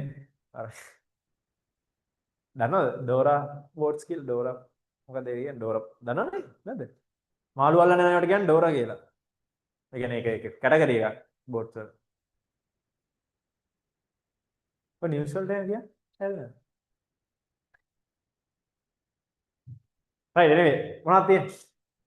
Or any other different answers other than removing cargo? Removing cabin crew. මේ cabin crew කියන්නේ removing crew. පුළුවන්. පුළුවන් ඉතින් ඒතර crew එක ගන්න නැහැ. කාගෝ අරන් ගිහින් වැඩ නැහැ ඉතින් crew එක ගන්නද? තව මොනවද තියෙන්නේ? තව එකක් තියෙනවා. ඊට වඩා නම් නෑ. දැන් fuel tanks එහෙම මේවා කරන්න බෑ මොකද? ඊට පස්සේ ඉතින් ඉන්න වැද්දර වෙලා. මේ have you seen something like this? මේක මේ boats වල තියෙන ships වලටත් වඩා මම හිතන්නේ මේකෙන් මම ගානක් හැදුවා. දැන් මේක ලියද්දි මතක් වෙයි. Have you seen tires or tubes? Tubes ඇත්තට tires නෙමෙයි. Tubes which are fixed to the hull of the ship like this. Oh, boats. එළිනු. මේ જાති ගානක් අපි හැදුවද? හැදුවද? හදන්නේ නැති ඒක තමයි. මට මතකයි මම මේක හැදුවා. Same thing. Same thing. ඒතකොට මෙයාගෙන් මොකද කරන්න පුළුවන්? Volume එක increase කරගන්න පුළුවන් නේ. Volume එක increase කරගත්තොත් හොඳයිනේ. ඒතර volume එක increase වෙනවා කියන්නේ immerse volume increases. When immerse volume increases, higher upthrust is created. Then they can take a higher payload. Payload can higher load. Got it? ඒතර මේක තව එකක්. මොකක්ද suggest කරන්න ඕනේ? මේ we can fix air-filled tubes to the hull of the ship. මේක boats වල තමයි ගොඩක් කරන්නේ. ඉතින් ship එක වගේ නෙමෙයි. ලොකු tubes තිබ්බොත් ship එකට හරිය නැත්නම් දැන් boats වල ඉතින් ඔය normal tubes වලට දාගෙන තියෙන්නේ කීයක් හරි. ඒතකොට ඕනොත් ඒක පාත් කරගන්න පුළුවන්. right? ඔරු වල නෑ. උගල මත ඔරුද තියෙන්නේ. ඔරු තියෙන්නේ නේ කලුවගේ ඔරු යනවා. කලුවගේ ඔරුනේ යන්නේ. boat යන්නේ නැහැ. ඕනේ එකට උගේ ඉන්නවා. එනේ ඔරු යනවා මම දැකලා තියෙනවා. බෝට්ස් යනවාද කියලා දන්නේ නැහැ. වැලිගොඩ දානුන් එහෙම යනවා ඇති. නැත්නම් ඔරු තාම යනවා නේ. සමහර තැන් වල ගමඩ යන්නත් ඔරු වල තියෙනවා. මම දැකලා තියෙනවා ඔය. මේගොල්ලෝ අදිජලා ඒගොල්ලෝ හරියමත් පහලා තියෙනවා නේද? බෝට්ස් වලින් බෝට්ස් නෙමෙයි මේ. මොනවාද ඒකට ඔරු වලින්. එහා පැත්තේ ගමඩ යන ගම් තියෙනවා. දඹර නෙමෙයි මොකද්ද මේ? මොකද්ද? මඩල හරිය එහෙමත් මම හිතන්නේ තියෙනවා.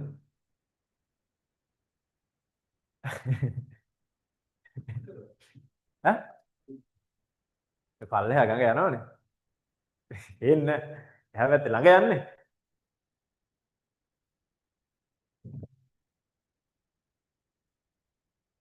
Okay. Right, let's move on. That's it, right?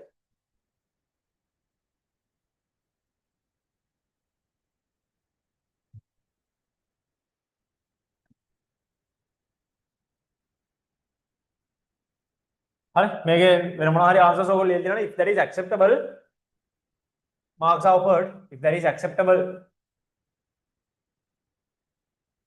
තොර දැන් increasing the volume of ship වගේ එකක් තියෙන්න බෑ මොකද මොකද මැද increase කරන්න බෑනේ volume එක it should be a practical answer අර shop එකට දාලා ඉතින් volume එක ගැන increase කරගෙන එන්න ඕනේ okay go to question 8 simple harmonic motion. Simple harmonic motion ऐसे එකක් discuss කරගෙන යන කාලේ මේ proof එකකුත් මේක තියෙනවා පොඩි proof එකක්. proofs අපි class එකේ කරා. දැන් ඉතින් ඔයගොල්ලෝ කරලා තිබ්බ. ඉතින් කො මෙයා නෑ කොල්ලක්ද? මම ගාව නම් ඇති.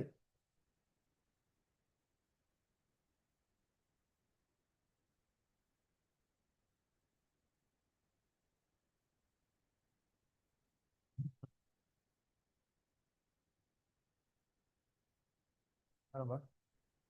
ඕකේ මේකම ගත්තත් කවන්නේ ආරම්භ.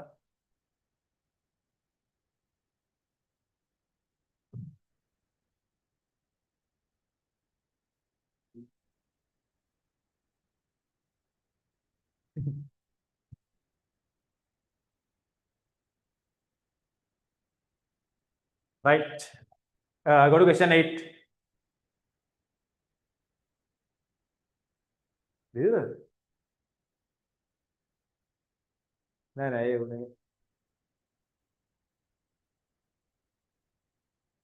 ආන්සර් කරේ නැද්ද?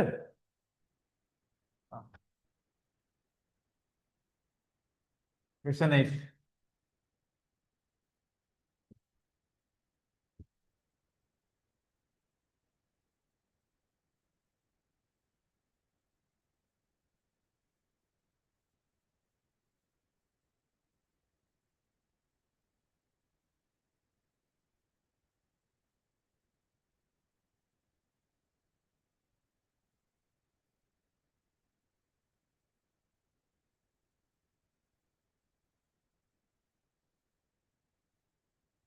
Right.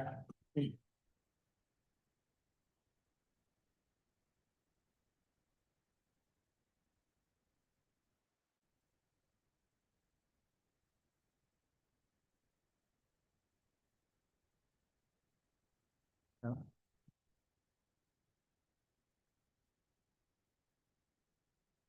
8.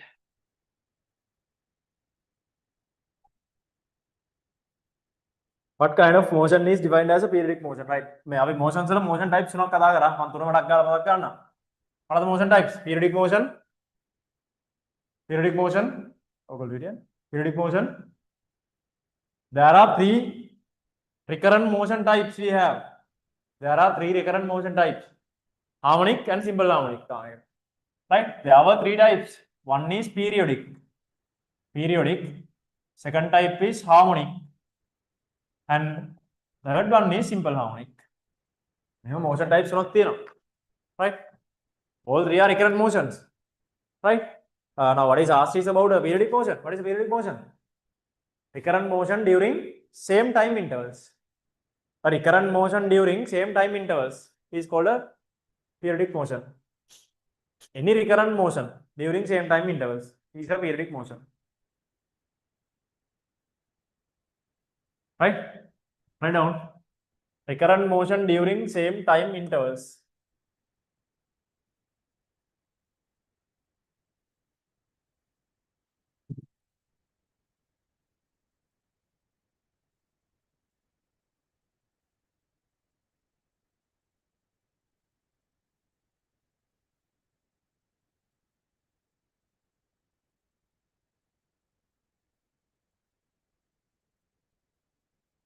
Right. Define simple harmonic motion. What is a harmonic motion? What is a harmonic motion? A recurrent motion. A recurrent motion during same time intervals, back and forth around a common center. Around a common center. It's called a harmonic motion. There is something additional, right? Harmonic motion is a recurrent motion during same time intervals, back and forth a common center. Back and forth a common center.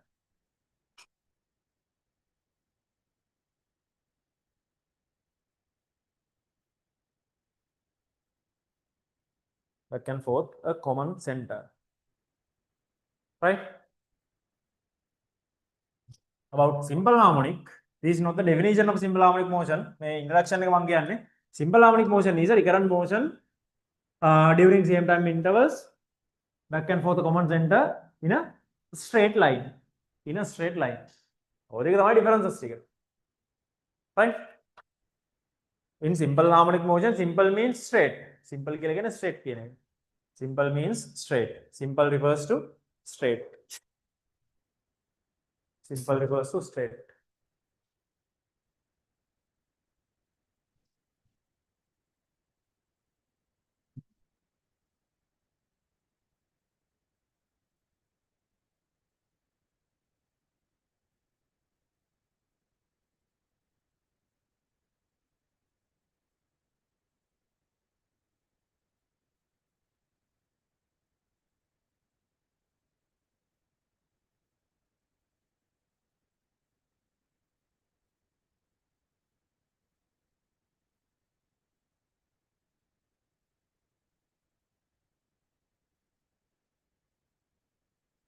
One second.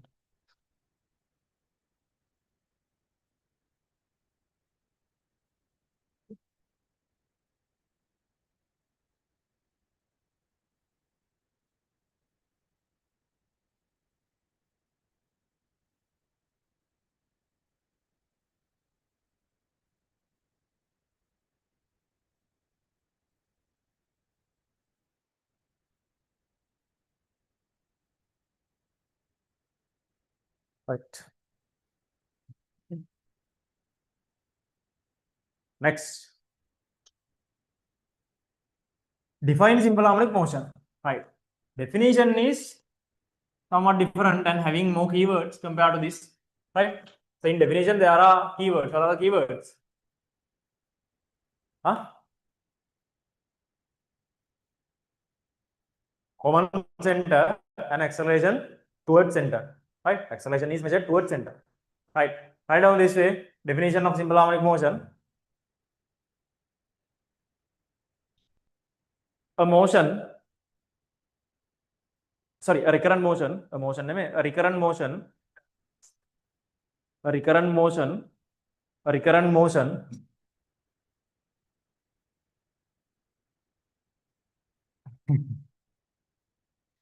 A recurrent motion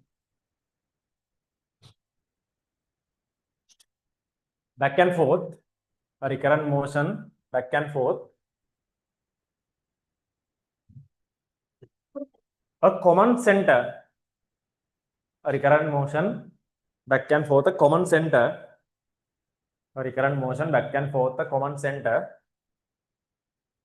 during same time intervals,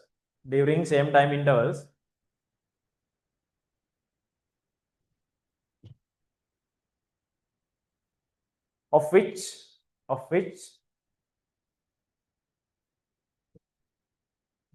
acceleration acts towards center, of which acceleration acts towards center, of which acceleration acts towards center directly proportional to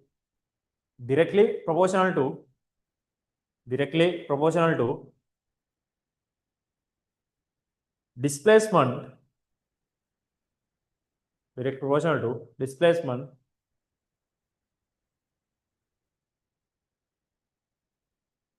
measured from center, directly proportional to displacement measured from center, displacement measured from center is defined as a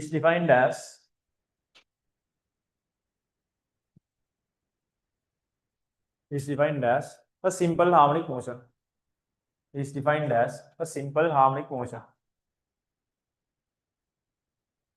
Okay, listen. So in the definition, I didn't mention it as along a straight line. Why?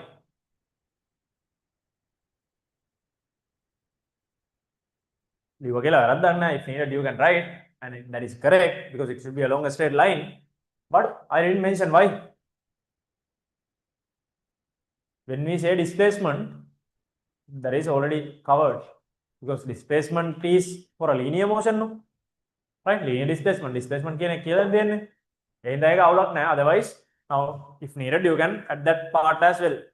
And from that definition, underline acceleration towards center. Those are the keywords. Acceleration towards center. It has a back and forth. back and forth, acceleration towards center, displacement measured from center. Displacement measured from center. Right?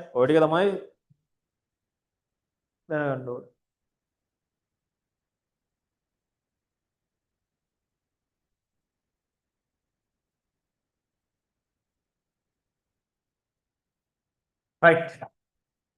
3. One of the spring with one end of a spring with spring constant K is fixed to a rigid surface.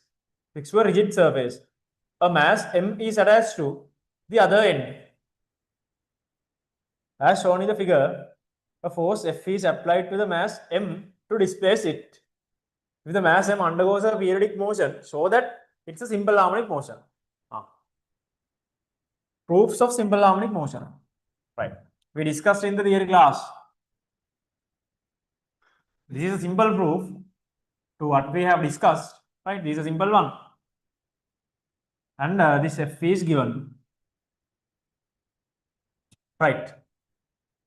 Let's assume displacement of the object as x from the natural length.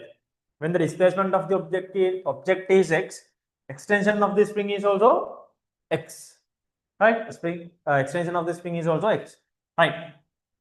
When you are proving a simple harmonic motion, right? Knowing that center of the motion is going to be somewhere here, because if it is displaces to this side and release, this is how it is going to undergo the motion, right? Then center should be somewhere here. Center should be somewhere here.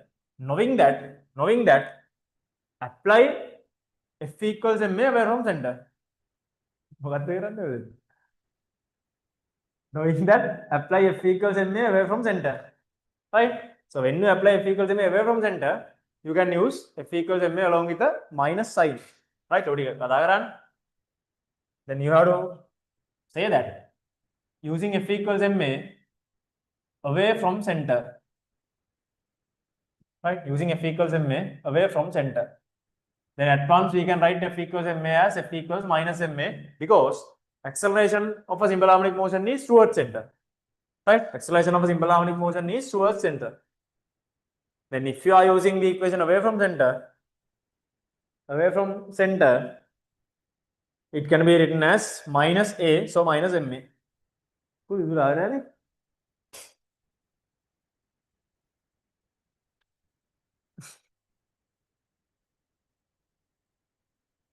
Right. What is F here? F. Post name, what is F here?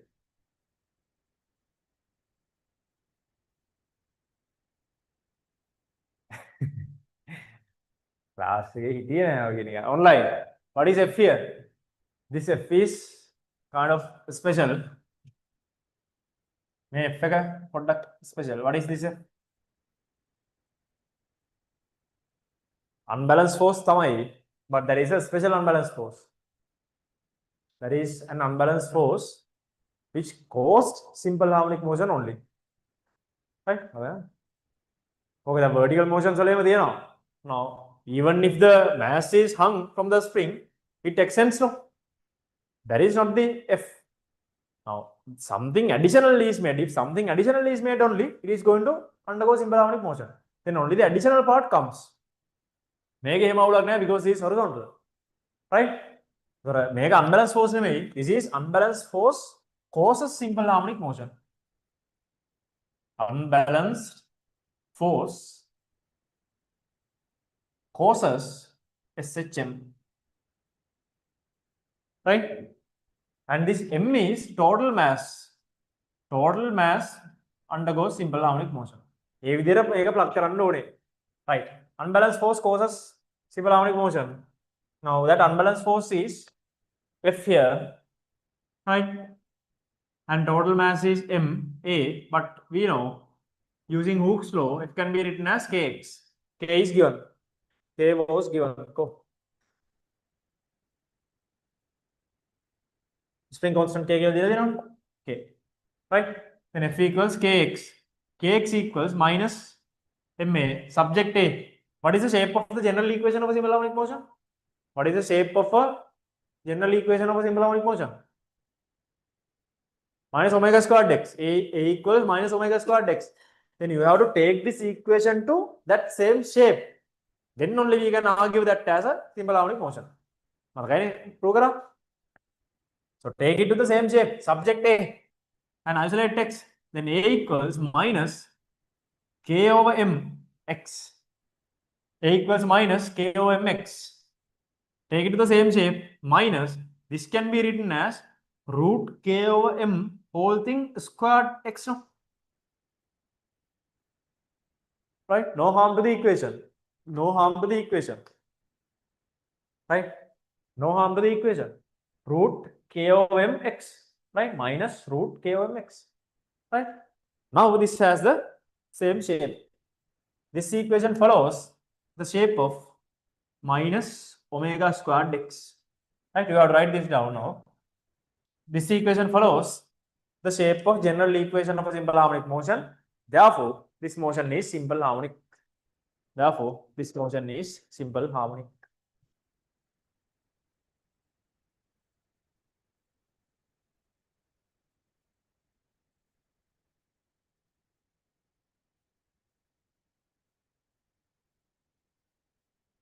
Right?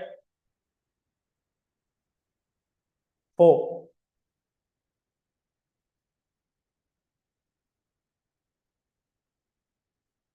Have a proper presentation. Right? Have a proper presentation.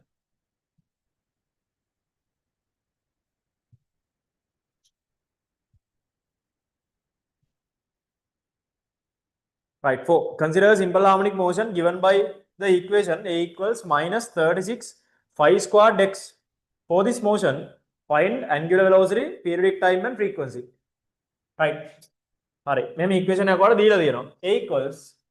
equals minus 36 phi squared x. 36 phi squared x. Right. So when the equation is given, as a habit, write the general equation below. Then minus omega squared x. Right. And compare these terms. This is called the method of comparison. Right. This is called method of comparison. First one, angular velocity. Right. Angular velocity. Using methods of comparison, we can say omega squared equals 36 phi squared, no? So omega equals 6 phi. Unit is a must. R radius minus 1. Right? Unit unit must. B. Periodic time. Periodic time. What is the relationship between omega and periodic time? Omega and periodic time. 2 phi over t. Right? 2 phi over t.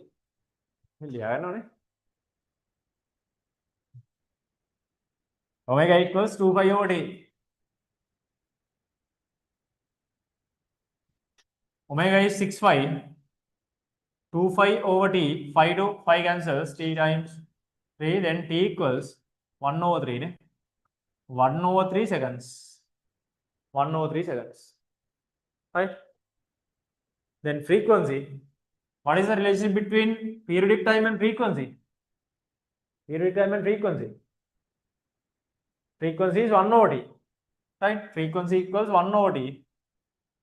Then frequency is 1 over 1 over 3 is 3 hertz.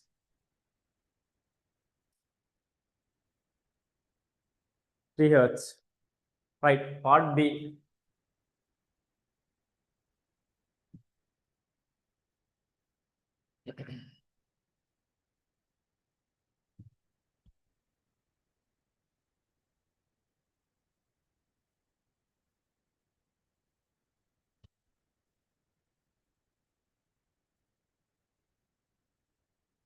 Right. Part B. See. A particle P moves with a constant angular velocity omega along a circular path of radius A. As shown in the figure, the projection of P onto a vertical diameter line through O undergoes a simple harmonic motion. That we know. Right? Because there's a relationship between circular motion and simple harmonic motion. No? Right? And using that relationship only, all other equations of simple harmonic motion are proved. Right? General equation of displacement, general equation of velocity. Right? with phase angles, without initial phase angles, right? Everything. Okay. idea now you have to have the idea first, right? Now when this object undergoes in the circular motion like this, right? Projection on here, projection. Right, projection කියන්නේ shadow එක. Projection on here undergoes a simple harmonic motion. ඔන්න ඕක use කරලා තමයි අපි simple harmonic motion equations ටික prove කරේ. Right? ඒකෙම තමයි මේ question එක දීලා තියෙන්නේ. Right? So that's a known scenario. The projection of P, right? What is meant by phase of such a motion? What is phase? What is phase? Phase angle, initial phase angle. What is phase of the motion? Phase. Angle subtended at center. Right? O, angular displacement. Same thing, right? Phase, write down. Angle subtended at center. So subtended angle at center. Subtended angle at center. Subtended angle at center. Slash angular displacement. Slash angular displacement. Slash angular displacement. Slash angular displacement. Right. Express the vertical displacement x at a given time t equals t naught in terms of omega and t naught displacement. Right. Now, I have copied down the given scenario. In a simple harmonic motion, displacement is always measured from center. So therefore, wherever the object is, displacement should be measured from center only. So this is the displacement of the motion. Right? This is the displacement of the motion. It is measured from center only. And now, express vertical displacement x at a given time in terms of omega and t naught. Right?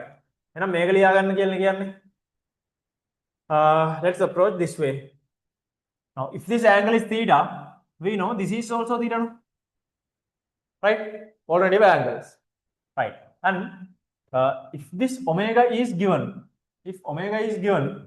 we know, right? We know omega is given and radius is given. Radius is given as a. Radius okay. Now, using a, we can dissolve this into this side, no? Triangle using a towards the angle, it should be a cos theta. Away from the angle, it should be a sin theta. Right? Then we can say this height as a sin theta, no? Away from the angle, that is a sin theta, right? Which means x equals a sin theta, isn't it? X equals a sin theta. Triangle use here you have right angle triangle. Using this right angle triangle also, you can get the same result. A theta x, right? Sin theta. Sin theta of this triangle is x over a. So x is a sin theta. Both are fine. Right? Now, we have to convert theta to omega. Right? We know the relationship between omega and theta. That is, omega equals theta over t, no? Omega equals theta over t. Therefore, theta is given by omega t. So it can be written as x equals a sin. Instead of theta, we can write omega t naught. Right? Instead of theta, write omega t naught.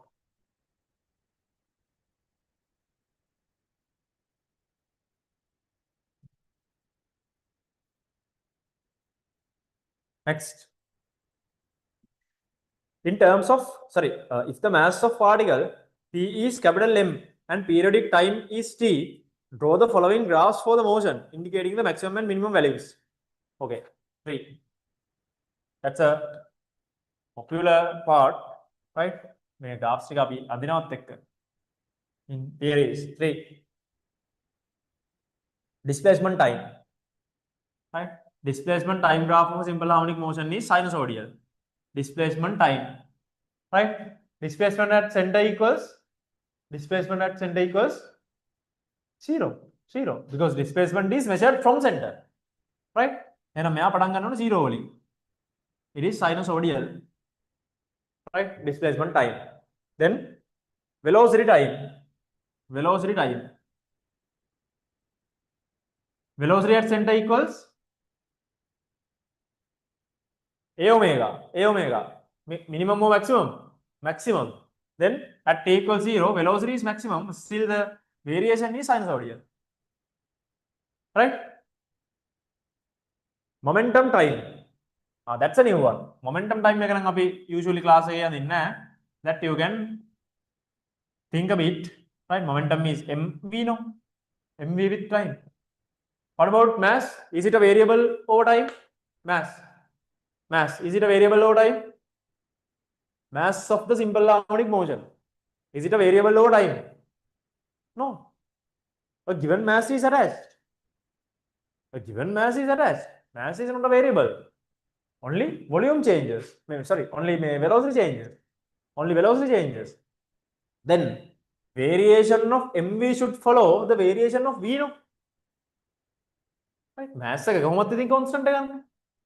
Then this is the idea you should have to plot mv, right? mv is proportional to v because mass is a constant. mv is proportional to v because mass is a constant, right? And I think v that is proportional to v. Same thing, right? C.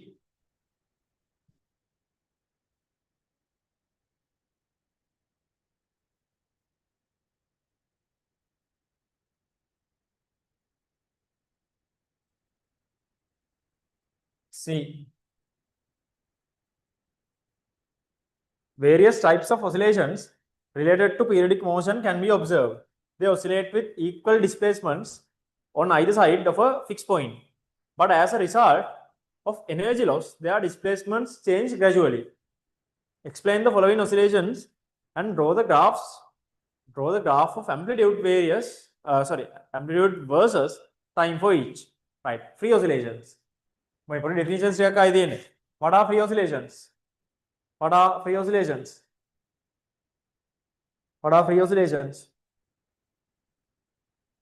Free in the sense, no air drag. If there's no air drag for an oscillation, that is called a free oscillation. And what happens over time is, since there is no energy loss, amplitude remains unchanged. Right? Write down free oscillations, write down. An oscillation with zero energy loss. An oscillation with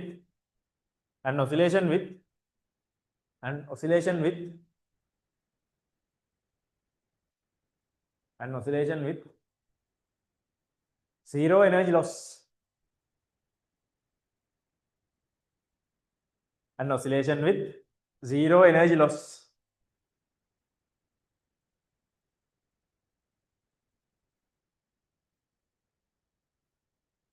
An unchanged amplitude over time.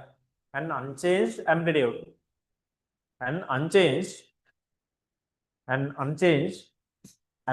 over time. An unchanged amplitude over time. Right, second one, damped oscillations. An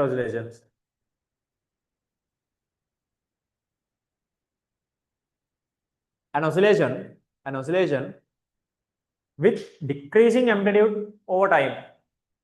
An oscillation with decreasing amplitude. An oscillation with decreasing amplitude over time. Due to energy loss.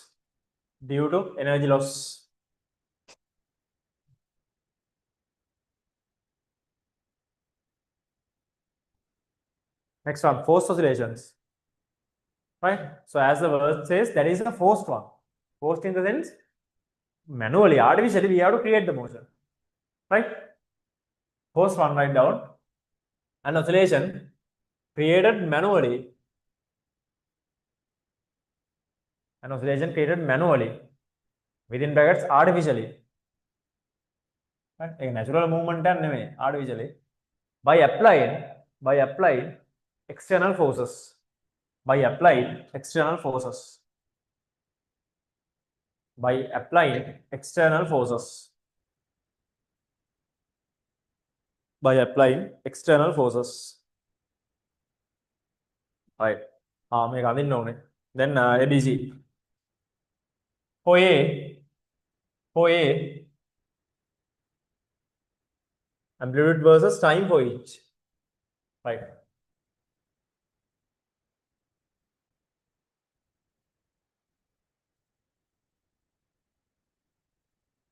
Amplitude versus time, not displacement time. Should be amplitude versus time. Right? And this amplitude remains constant over time.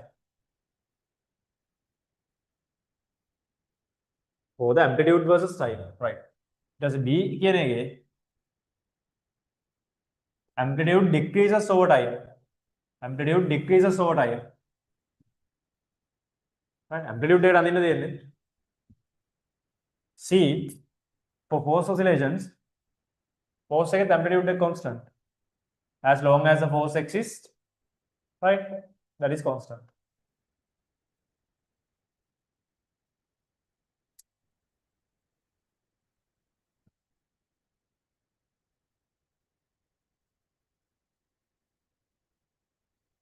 Right. D.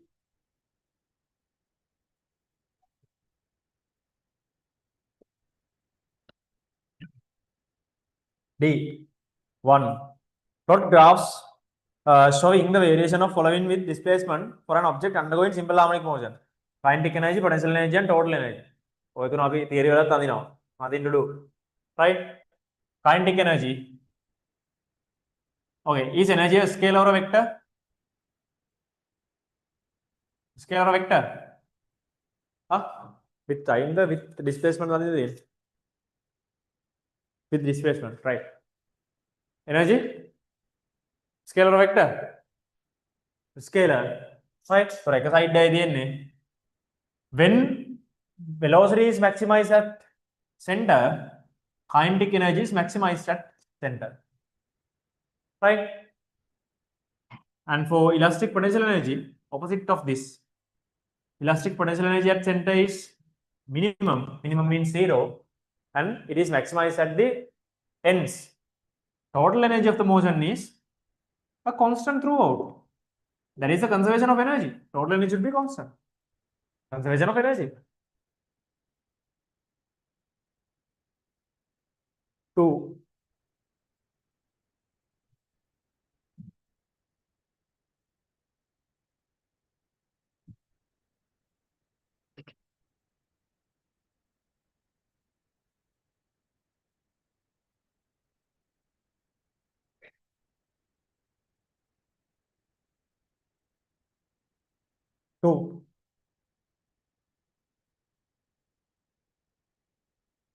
An object of mass 2 kilograms undergoes a simple harmonic motion with an amplitude of 1 meter. If its kinetic energy while passing through the center of oscillation is 4 joules, kinetic energy while passing through the center, then that is at the maximum kinetic energy. Maximum kinetic energy at the center is also equal to total energy, because at center there is no elastic potential energy, right? Okay, find its periodic time. Find its periodic time. Okay, now use this given data. Use this given data. Maximum kinetic energy is given, right? That is half m v squared, but at the center there is not just a v, there is v max at the center. So v max squared, right? But v max in a simple harmonic motion is a omega. V max of a simple harmonic motion is given by a omega, right?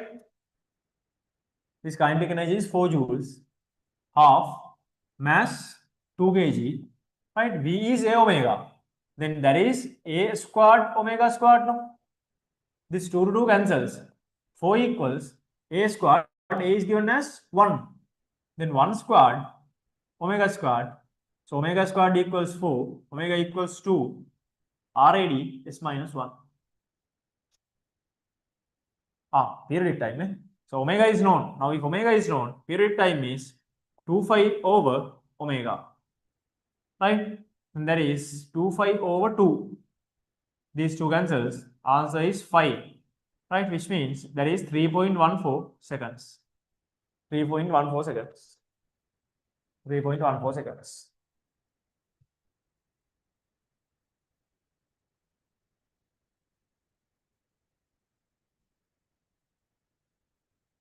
Right? Next.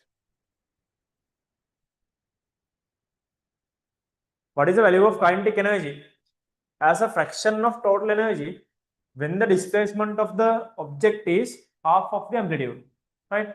When the displacement of the object is half of the amplitude. Right? What is the value of kinetic energy as a fraction of total energy? As a fraction of total energy when the displacement is half. There are multiple ways you can approach. Right? There are multiple ways you can approach. Right? Even if there is about kinetic energy, right? We can apply it using elastic potential energy and get the subtraction as well. Right? Make a lazy podda. Right? I will do this way. We can write total energy. We can write total energy of the motion. We can write total energy of a simple harmonic motion as half Ka squared using amplitude, no? Because total energy is maximum at the amplitude. Sorry, the elastic potential energy is maximum at the amplitude, and that is equal to total energy at amplitudes. And only total energy, T, right? Then kinetic energy at a given point is total energy minus elastic potential energy at that point, no? Because always total energy is the addition of kinetic and elastic potential, right? Then kinetic energy should be total minus elastic potential part up to this point, right? And kinetic energy is total energy is half K squared minus elastic potential energy up to this point is half K x squared. Now x equals A over 2. A over 2 again A squared over 4. A squared over 4, right? So kinetic energy equals, take this common term out, half K squared is common, 1 minus 1 over 4, that is 3 over 4, right? What is the value of its kinetic energy as a fraction of total energy? And menna kinetic energy and menna total energy. Fraction of total energy කියන්නේ මෙහෙම එකක් නේ ඕනේ. Kinetic energy or total energy. Kinetic energy or total energy. Right? As a fraction. Fraction එක තමයි ඕනේ. Then kinetic energy is here. Half Ka squared times 3 over 4. Total energy is half Ka squared. So these two cancels off. Fraction is 3 over 4. Fraction is 3 over 4. Right? On a 75% ke liwat ekata lakuna dunna. Right? Even if you have written this as 75%, that was also considered.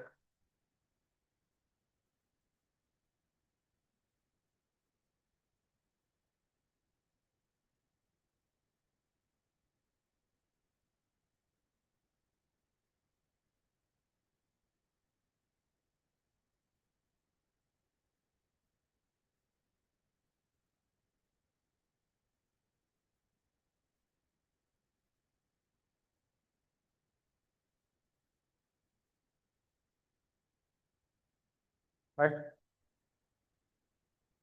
Correct if any changes.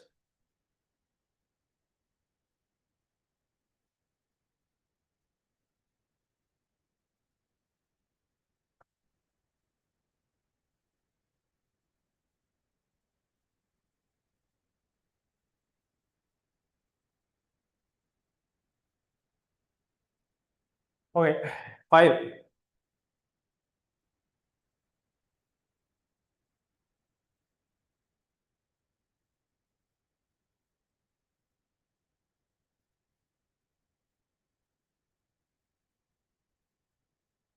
What is the other experiment that I skipped? Second එක skip කරා නේ. Second එකේ මොකක්ද තියෙන්නේ?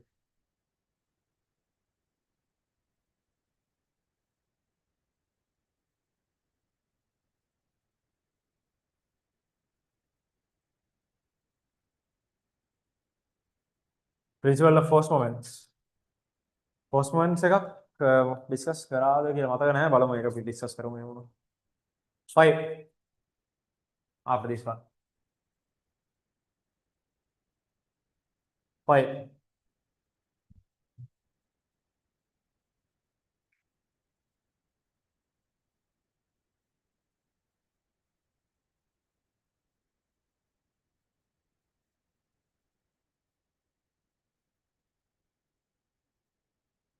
Did you discuss a structure from principle of force moments in the recent paper?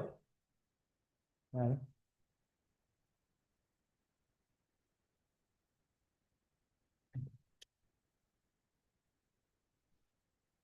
Okay, then since it's a leading question from linear motion, keep this aside a bit and go to question 2. Go to question 2.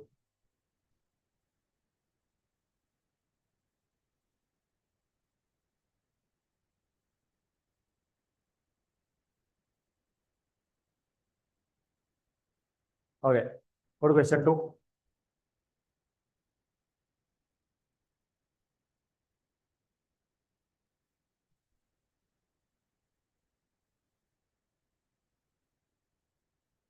This is from principle of force moments, right? So if you have the understanding about the experiment, if you have a good understanding about the experiment, scoring like 17, 18 from this 20 is nothing, right? Even 20 is nothing. What do you think in parts?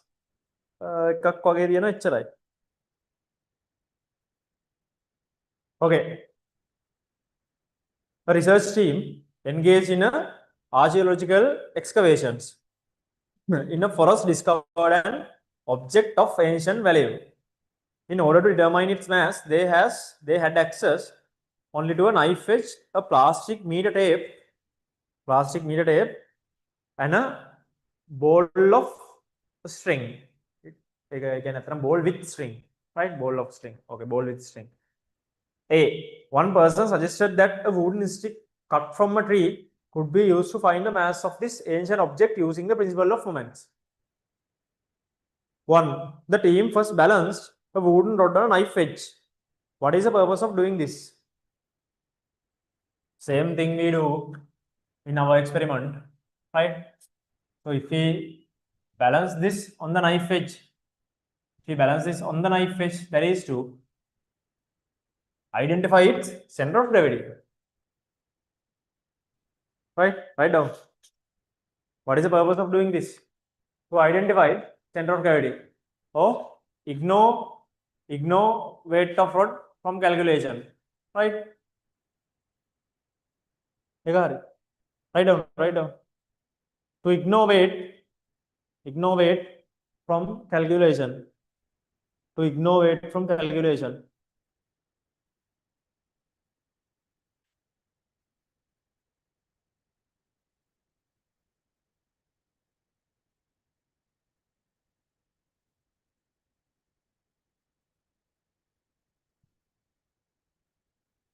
Right? To ignore weight of rod from calculation. Or to identify center of gravity. Or ignore weight from calculation. Right?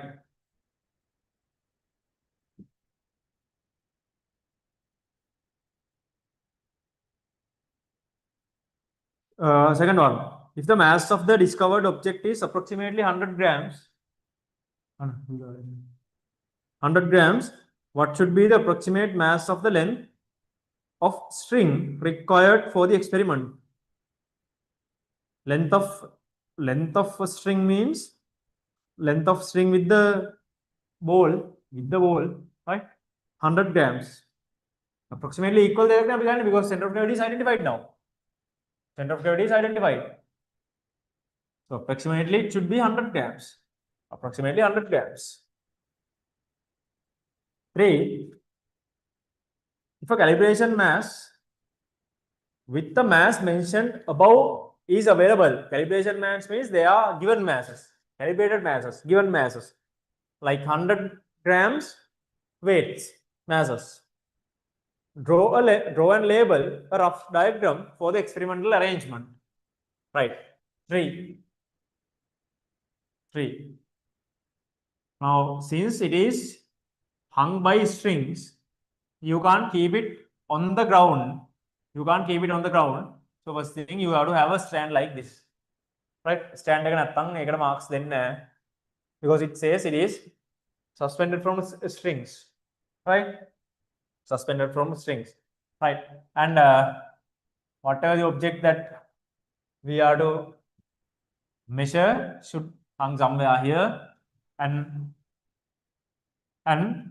the given mass should be here, something like this. Yeah.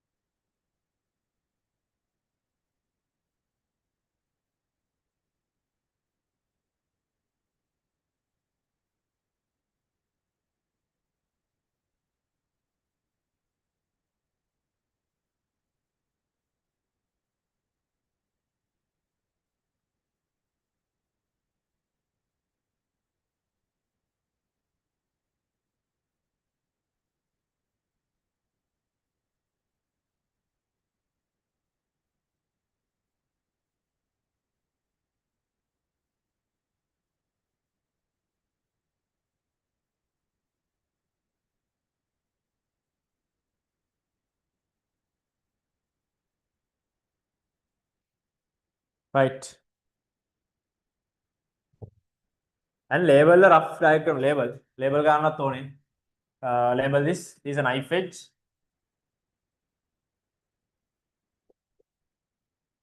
Knife edge. මේක තමයි අර object එක. ඒකට මොකද කිව්වේ? Object මොනවයි නේ?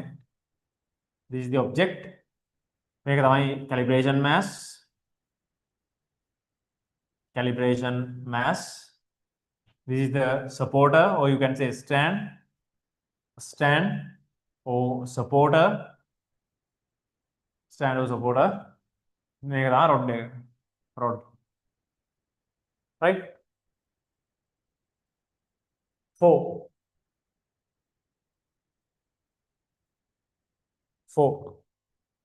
Why is the support used to place the knife edge in the experimental setup described above? හරි. හදිසියේ support එක අමතක වෙලා තිබ්බනම් මේ question 4 එකට එද්දී ඉතින් ඒක ගැන hint එකක් තියෙනවා. හරි. support එක ඇඳලා තිබ්බ නැත්නම් why support is used? Right. එහෙනම් ඉතින් මේක තමයි කියන්නේ.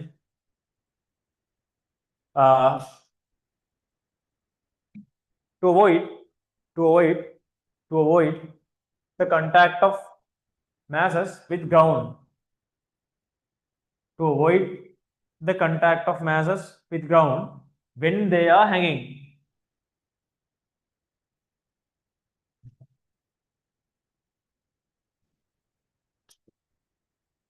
Right? B. Part B. During the experiment, a graph was plotted with L1 on the vertical axis and L2 on the horizontal axis. Okay, what is L1 and L2 now? Not given. We have to have the idea. L1 and L2 not given. L1 and L2. Right? These two should be L1 and L2. Right? No hints are given. Then what is going to change direction? Okay. දෙපැත්තෙන් ඕන එකක් label ගන්න ප්‍රශ්නයක් නැහැ. L1 and L2 like this. L1 and L2. Right? ඔය දෙකනේ ඉතින් change කරන්නේ. Derive an expression for the gradient M of graph using L1 and L2. Right. Very easy. The gradient is given by L1 over L2. ඕන delta එක ලියන්න පුළුවන්. delta L1 over delta L2 like this. Delta L1 over delta L2. Or at least L1 over L2 was offered marks. Right? 2. This is 1. 2. Although 10 readings were taken for L2, the smallest 4 readings were discarded. What is the experimental advantage of doing this? අනේක පොඩි thinking part එක. ඒක පොඩි thinking එකක් තියෙනවා. ඉතින් මම ඒකයි කිව්වේ මේකේ theory එක දන්නවා නම් 18 marks වගේ නිකම්ම එනවා. අනිත් ඔක්කොම theories.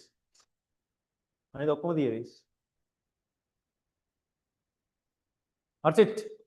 ඒකෙදි හිතලා කියන්න ඕනේ. Smallest readings are discarded. What can we say about the fractional errors and percentage errors of a comparatively small reading? Higher or lower?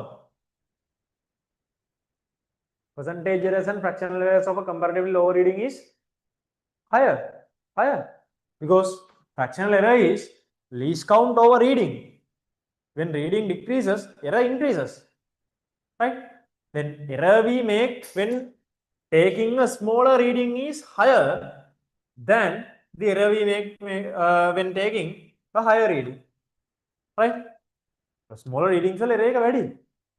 error එක වැඩි readings එකක් අයින් කරා කියලා අපිට ලොකු issue එකක් නැහැ. That is an advantage in terms of the error. Right? Okay, write down this way. හරියට මොකක්ද දාන්නේ? What is the experimental advantage of doing this? To minimize percentage errors,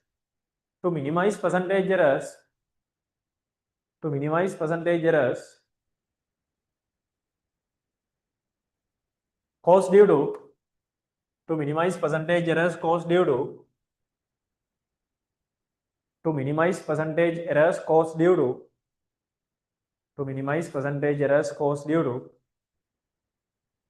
smaller readings.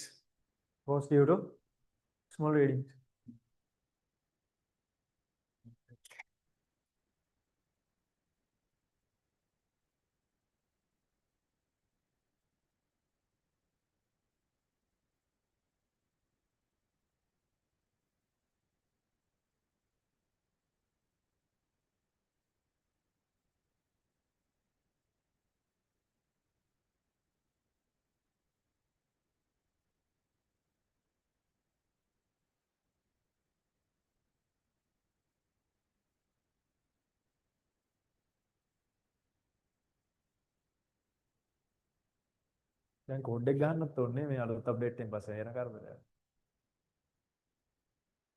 57.28 දසුන් පියුමන්ත කියලා එන්නේ. DB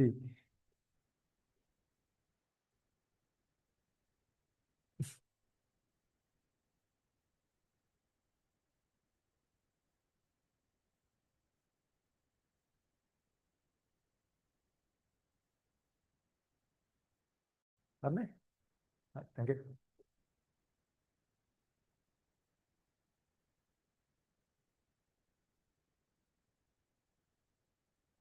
Okay, second one. Sorry, third one. Second එක කියවනේ. Third one.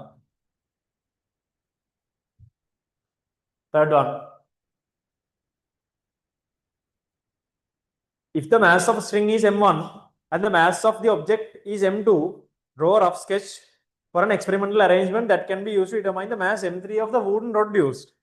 Right. මේක අපි කරනවා මේකේ. Now as an extension for the same experiment, right? As an extension for the same experiment we do, right? If we need to find the mass of the meter ruler, right? We do this. Right? What we can do is this can be placed to some side, bias to some side, one of the sides, without keeping on the center of gravity like this. Right? එතකොට center of gravity එක මේ වගේ තැනකට ගන්නවා. When this is m3g, right? m3g මේක අදින්න ඕනේ. Draw the rough sketch of an experimental setup. Right? එහෙනම් මේ same thing මෙන්න මෙහා විතරක් වෙනස් කරන්න. And this side we have the object and the calibrated scale like this. This is also an extension we do for that experiment. අපි ඕක discuss කරනවා සමහරලාවට. Next. Draw a Peabody diagram showing the forces acting on the rod for the arrangement in part 3. Peabody diagram. right? Free body diagram එක කියලා කියන්නේ ඔක්කොම ටික අඳින්න ඕනේ. You have to mark all forces. Draw the free body diagram. See, 4.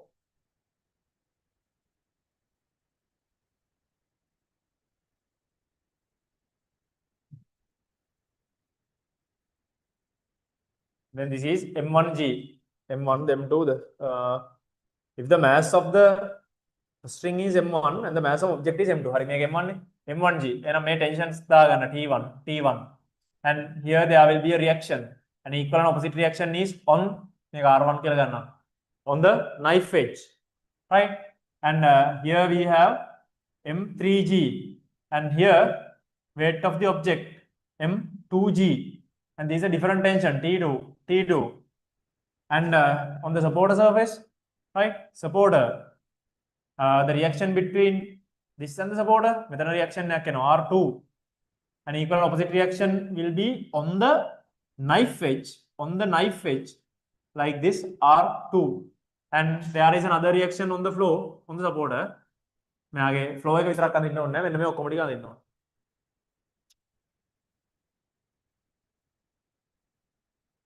Right? See.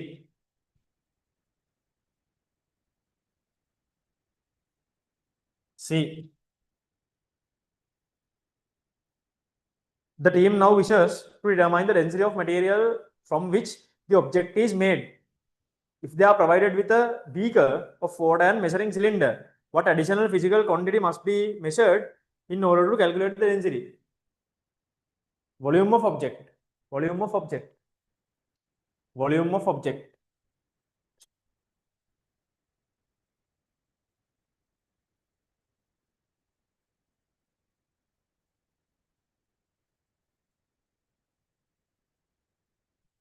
Volume of object. Right. And next part, volume නැත්තම් කියන්න පුළුවන් වුණා displaced volume. Displaced volume of object. Both are fine. Volume of object or displaced volume of object. 4. Sorry, 2. Briefly describe the procedure for obtaining this measurement using the given equipment. Right. Write down. What is it? We can get both night in open question, open ended. Write down. What are given? A beaker and a measuring cylinder given. No? A beaker and a measuring cylinder. Right? Entirely fill the beaker. Entirely fill the beaker. Entirely fill the beaker. Entirely fill the beaker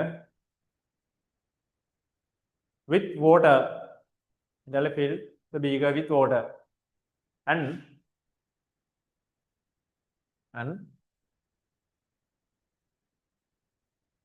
fully immerse,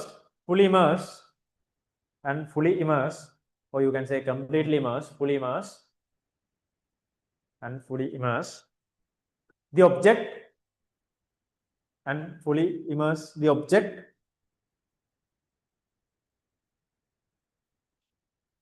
in water, and collect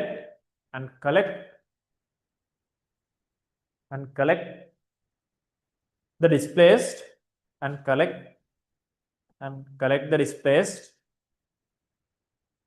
and collect the displaced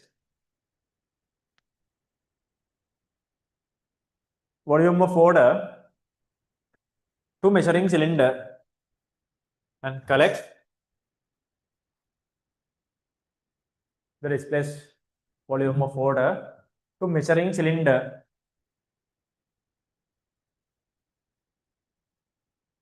without spilling out, without spilling out.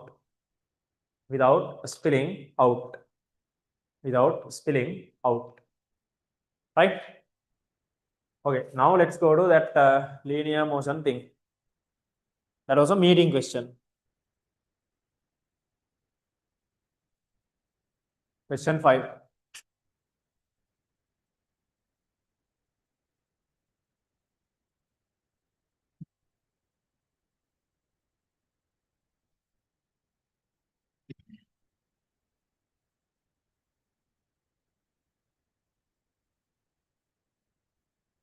Question 5.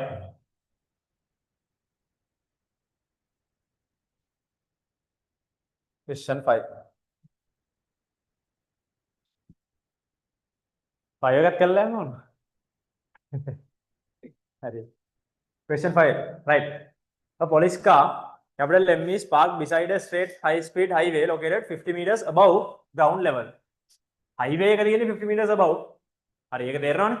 Because now nowadays the most common construction concept used in highways is elevated highways, no? That's why. What's the benefit of an elevated highway? දන්නවනේ elevated highway කියන එක. What do we have here from Galanikama to Kottawa? Elevated door? Not elevated. Elevated.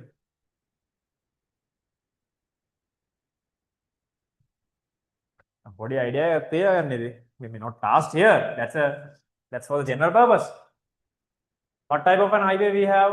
Type of an expressway we have from the initial phase Galanikama to from Galanikama to Kottawa.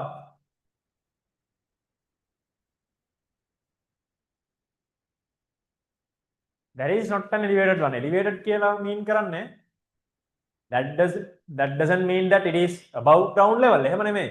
It should be on the structure. If the highway is or the expressway is built on the structure, on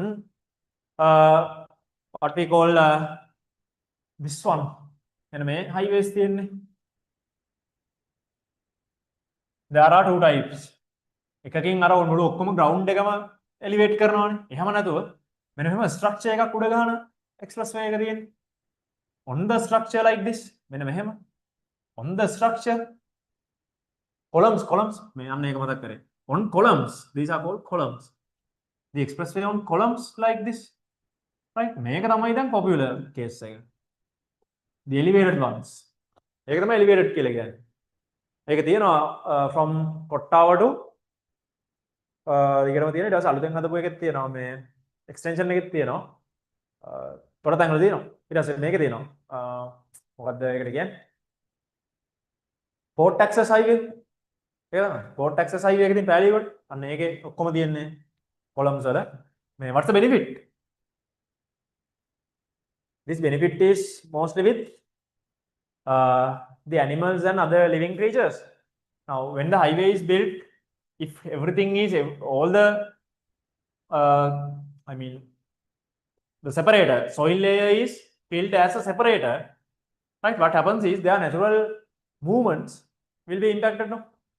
Natural movements තියෙනවනේ ඒගොල්ලන්ගේ. Say an elephants are crossing the jungle usually from their junctions in the sense they have their own junctions. දැන් අපි වුණත් ගමනක් ගිහිල්ලා අද ගියොත් එහෙම හෙට යන්නෙත් අද ගිය පාරනේ. ගොඩක් වෙලාවට ඒක පුරුදු වුණාට පස්සේ එකම පාරනේ යන්නේ. right? නේ? දැන් හිටපු ගාන් ඉතින් වෙන තැනකින් යන්න පුළුවන්. දැන් මෙයා ඔයා ඉන්නේ මොන පාරේද? මේ පාරේ. හිටපු ගාන් අර අතන ඉඳලා ෂෝට් කට් එකේ යනවා. නැත්තම් මේක වෙන්නේ. ඒ වගේ තමයි. සතුත් එහෙමයි. ඒ කියන්නේ අපි හිතන්න හදනවාට උන් හැමදාම එකම පාරේ යන්නේ. එතකොට මේ දැන් උන්ගේ මේක ෆ්ලෝ එක නැති වුණොත් එහෙම හිතන්නකෝ දැන් සෙට් එකේ එක කට්ටියක් හයිවේ එකෙන් එක පැත්තේ අනිත් සෙට් එක අනිත් පැත්තේ එන පවුනේ ඉතින් දැන් මෙහෙම දැන් ක්ලාස් එකේ ඉන්නකොට ක්ලාස් එකේ මැද්දෙන් වෙන් කරා වගේ අපි එක පැත්තක කට්ටිය එක පැත්තක ඒතර මේක දාන්නේ ඒකයි මේකෙන් ඒ ෆ්ලෝස් වල මූව් වෙන්නේ නැහැ මේ මූවමන්ට්ස් වල රයිට් ඒක වැඩක් නැහැ මේ ඒතර මේක එලිවේටඩ් හයිවේ එකක් මෙන්න මෙහෙම සිනාරියෝ එකක් දැන් දීලා තියෙනවා okay 50 meters above ground level, a van V of mass 500 kilograms traveling at a uniform velocity of 180 kilometers per hour is signaled to stop, but it passes the police car without stopping and continues at the same uniform velocity. 20 seconds after, the van passes the police car. Right. The police car starts chasing it from rest with an acceleration of ms minus 2. Within 10 seconds, the police car reaches a velocity of 60 ms minus 2 and then continues to chase the van at that constant velocity. Convert velocity 180 kilometers per hour to ms minus 1. Right. 5. A, right? 180, 1805, right? 50 ms minus 1, 50 ms minus 1. B, draw the velocity time graphs for both vehicles on the same axis, set of axes, and label them clearly, right? B,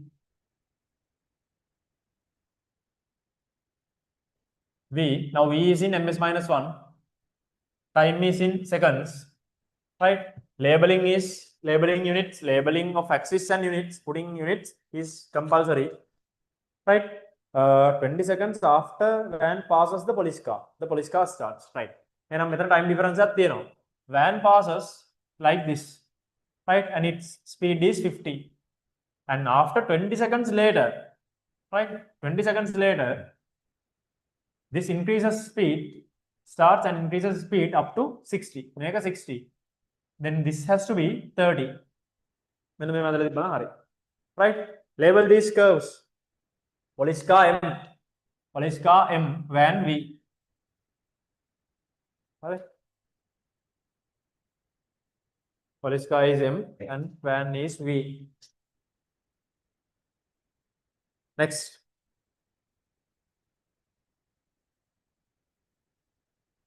See, using the graph drawn in part B, answer the following. Determine the acceleration of the police car. Acceleration of the police car is here. So then label this as alpha. Right? So about the calculations using linear motion graphs, we have discussed like 2-3 times. Right? You can't use linear motion equations anymore. If the graph is available, you have to make use of the graph and find everything. Right? Equations bad. Then write acceleration equals tan alpha equals tan alpha is 60 over this is 10. So A equals 6 ms minus 2. 6 ms minus 2. Second one, calculate the total time elapsed measured from the instant the van first passed the police car at which the police car overtakes the van. Right. Overtake so overtaking point should be somewhere here. Let's say time at that overtaking point is t. Time at the overtaking point is t. Right? So if they are overtaking each other, what should be equal? What is equal? Displacements. Right? Displacement is given by area under curve. Displacement is given by area under curve. Right? Displacement is given by area under curve. Now my argument is this. Let me do here. Displacement of M equals displacement of V. Displacement of M, area of the trapezium, that is T minus 20. T minus 20 plus this is T minus 30. T minus 30 over 2 into perpendicular height is 60. And for van, 50 into T, 50 times T, right? Areas. Then 2 to this cancels 30. Then this 0 to this 0 also cancels. T plus T, 2T minus 50, right? Times 3 equals 5T. Then this is 60 minus 150 equals 5T. T equals 150 seconds. T equals 150 seconds. T equals 150 seconds. T equals 150 seconds.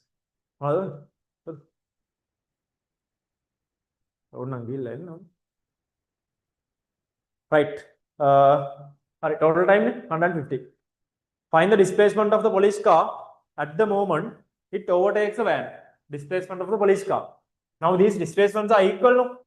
Then go with the easy equation. 50T is easier. So displacement of police car and these two equal, then 50 times 150. 50 times 150. 7,500 meters. 7,500 meters. Correct?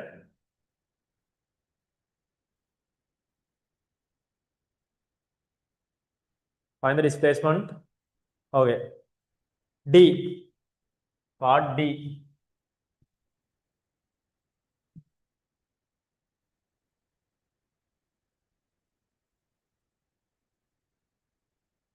the other benefit of elevated highways is it doesn't harm the natural flow of water. ඒක තමයි මුලින් කියන්නේ ගිය ගමන දුර. මේ නැත්තම් එහෙම ෆ්ලඩ් වෙනවා. ඒ කියන්නේ දැන් නිකන් බෝල් එකක් දාලා වෙන් කළා වගේ තියෙන water flow එක. ඒතර මේ ටිකේ water collect වෙනවනේ. collect වෙච්ච ගමන් ෆ්ලඩ් වෙනවා. Right? Flooding impact is less in elevated expressways on columns. හරි water flow එක යටින් යන්න පුළුවන්. ඒකට ලොකු අවුලක් නැහැ. නැත්තම් එහෙම ගෙලින්ම යට වෙනවා. Okay, next. D.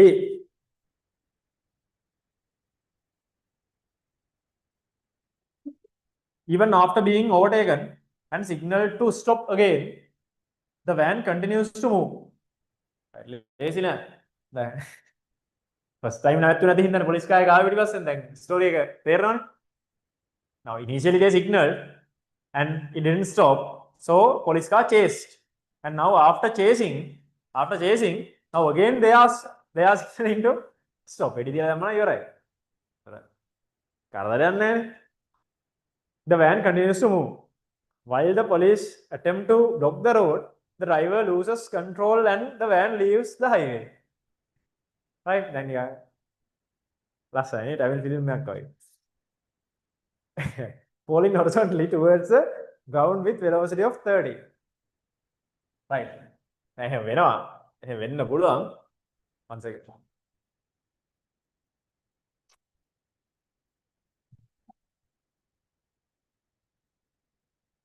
Right.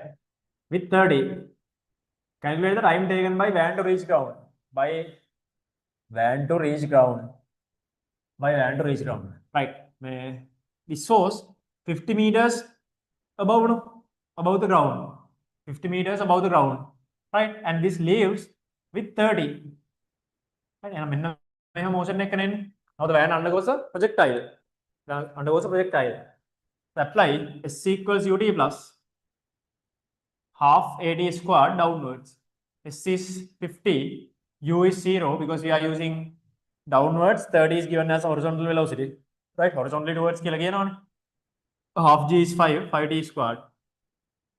10 equals T squared. So T is root 10. Root 10 කියන value එක පොඩ්ඩක් හොයන්න වෙනවා. That is very close to 3.14. 3.12 because usually 5 squared is considered as 10 because it is close. හරි මේ එහෙම කියලා යන්න බෑ. මේක අපි මෙහෙම හොයන්න පුළුවන්. right මෙහෙම හොයන්න පුළුවන්.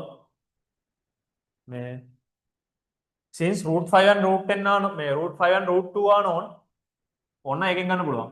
This is root 5 times root 2. These two are two known values.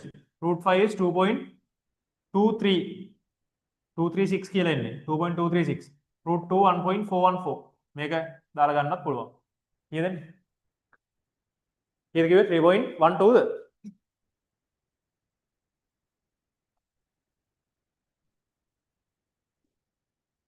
හා 3.16 16 නේ 3.16 එන්නේ. මේ විදිහට ඇදුවත් එහෙමම තමයි. ඔව් 3.16 right 3.16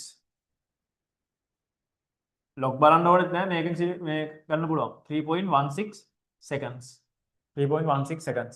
Next one determine the horizontal distance from the point where the van leaves the highway to the point where it hits the ground. හරි මෙන්න මේකනේ. That is equivalent to the range of this projectile motion. Right? That is a range.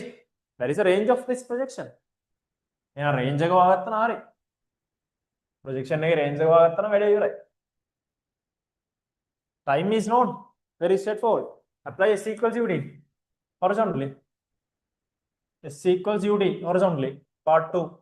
Right? S is R. U is 30 now. Time is 3.16. Right. මෙතන කීයද? 31.6 කියලා කියන්නේ 3193 94.8 94.8 meters. 94.8 meters.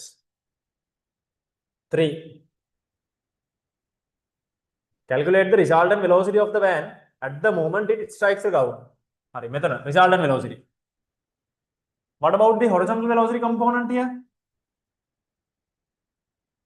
Horizontal velocity is 30. It is a constant value for projectile motion, that is 30. Now we need this y to find y, apply v equals u plus ad downwards, right? Then y equals u is 0, g is 10, time is 3.16. Then make about decimal simplification. Then y equals 31.6 ms minus 1. Metherin passanan logbooks right now. Resultant of these two is in between. Resultant of these two is in between. Resultant is in between. Resultant is in between, right? And that resultant is given by root 30 squared plus 31.6 squared.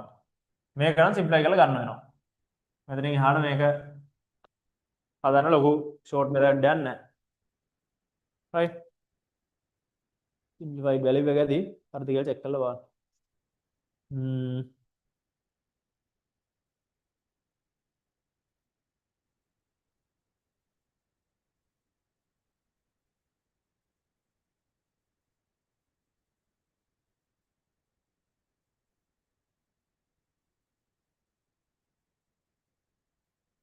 43.6 43.6 මේක මෙතනින් පස්සේ simplify කරලා ගන්න වෙනවා. right? do the simplification. වෙන short method එකක් නැහැ. 43.6 ms minus 1. 43.6. Next.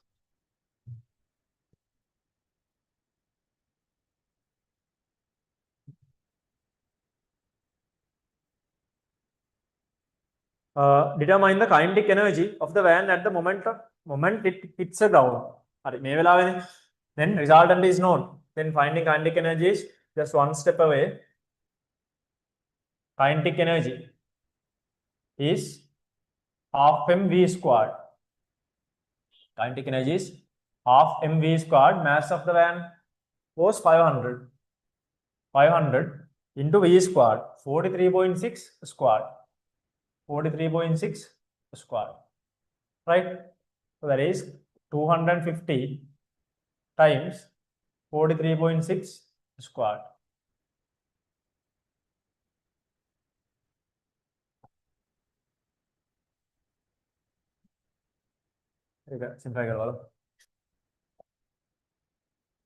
In that part, there's a simplification.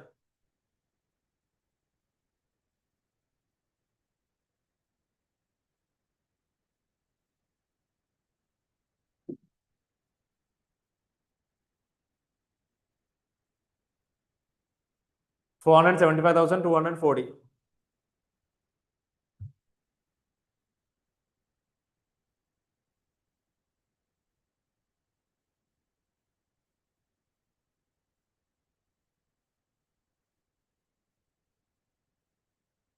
Right?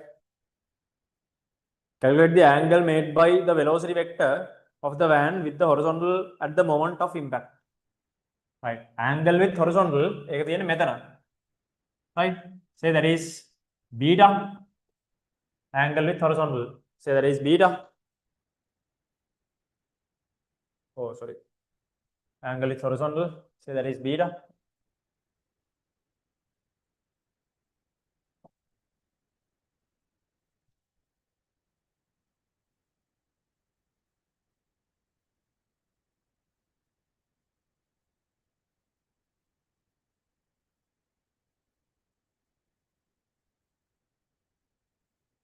Right, beta. Then we can write tan beta as tan beta y over 30. Y over 30. Right?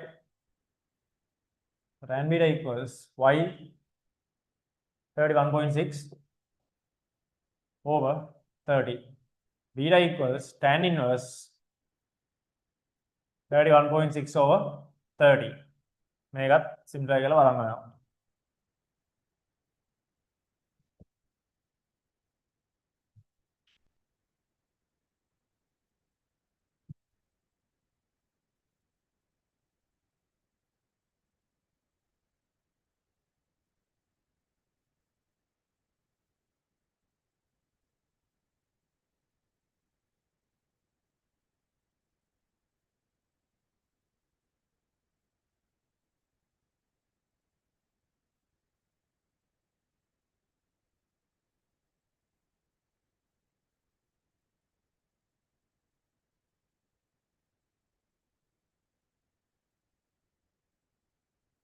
46, 29 minutes.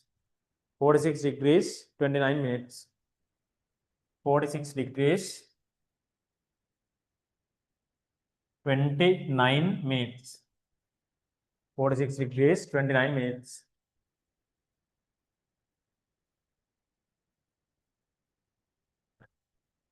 Right. Write down if anything.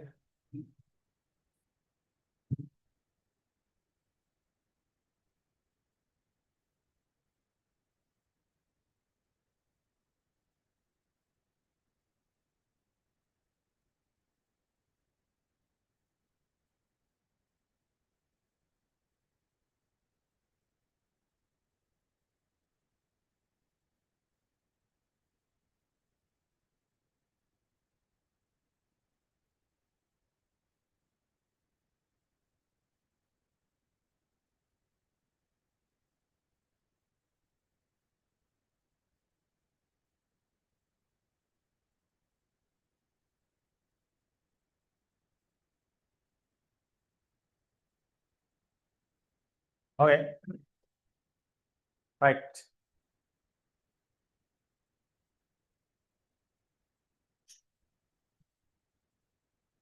We'll stop the discussion here. There are 2 more questions remaining. One structured essay.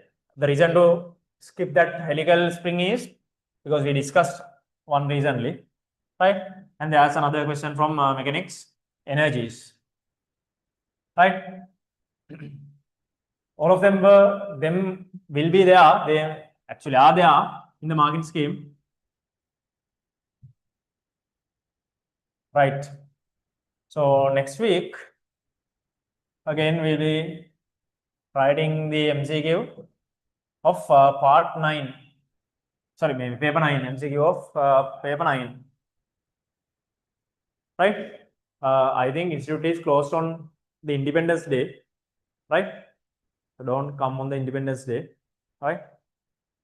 So I have also given a holiday because the institute is closed, right? Independence Day in the Wednesdays වල එන කට්ටිය ඉන්නවනේ. ඕගොල්ලෝ Wednesdays නේ ආවේ. මේ Wednesday එකේ close කරනවා ඒක holiday ගන්න. ඒතර Wednesday ඉන්න එපා එහෙම. Right? Okay then. Any questions from the questions we discussed today? Anything to clarify from this paper? Clear? Okay. Online?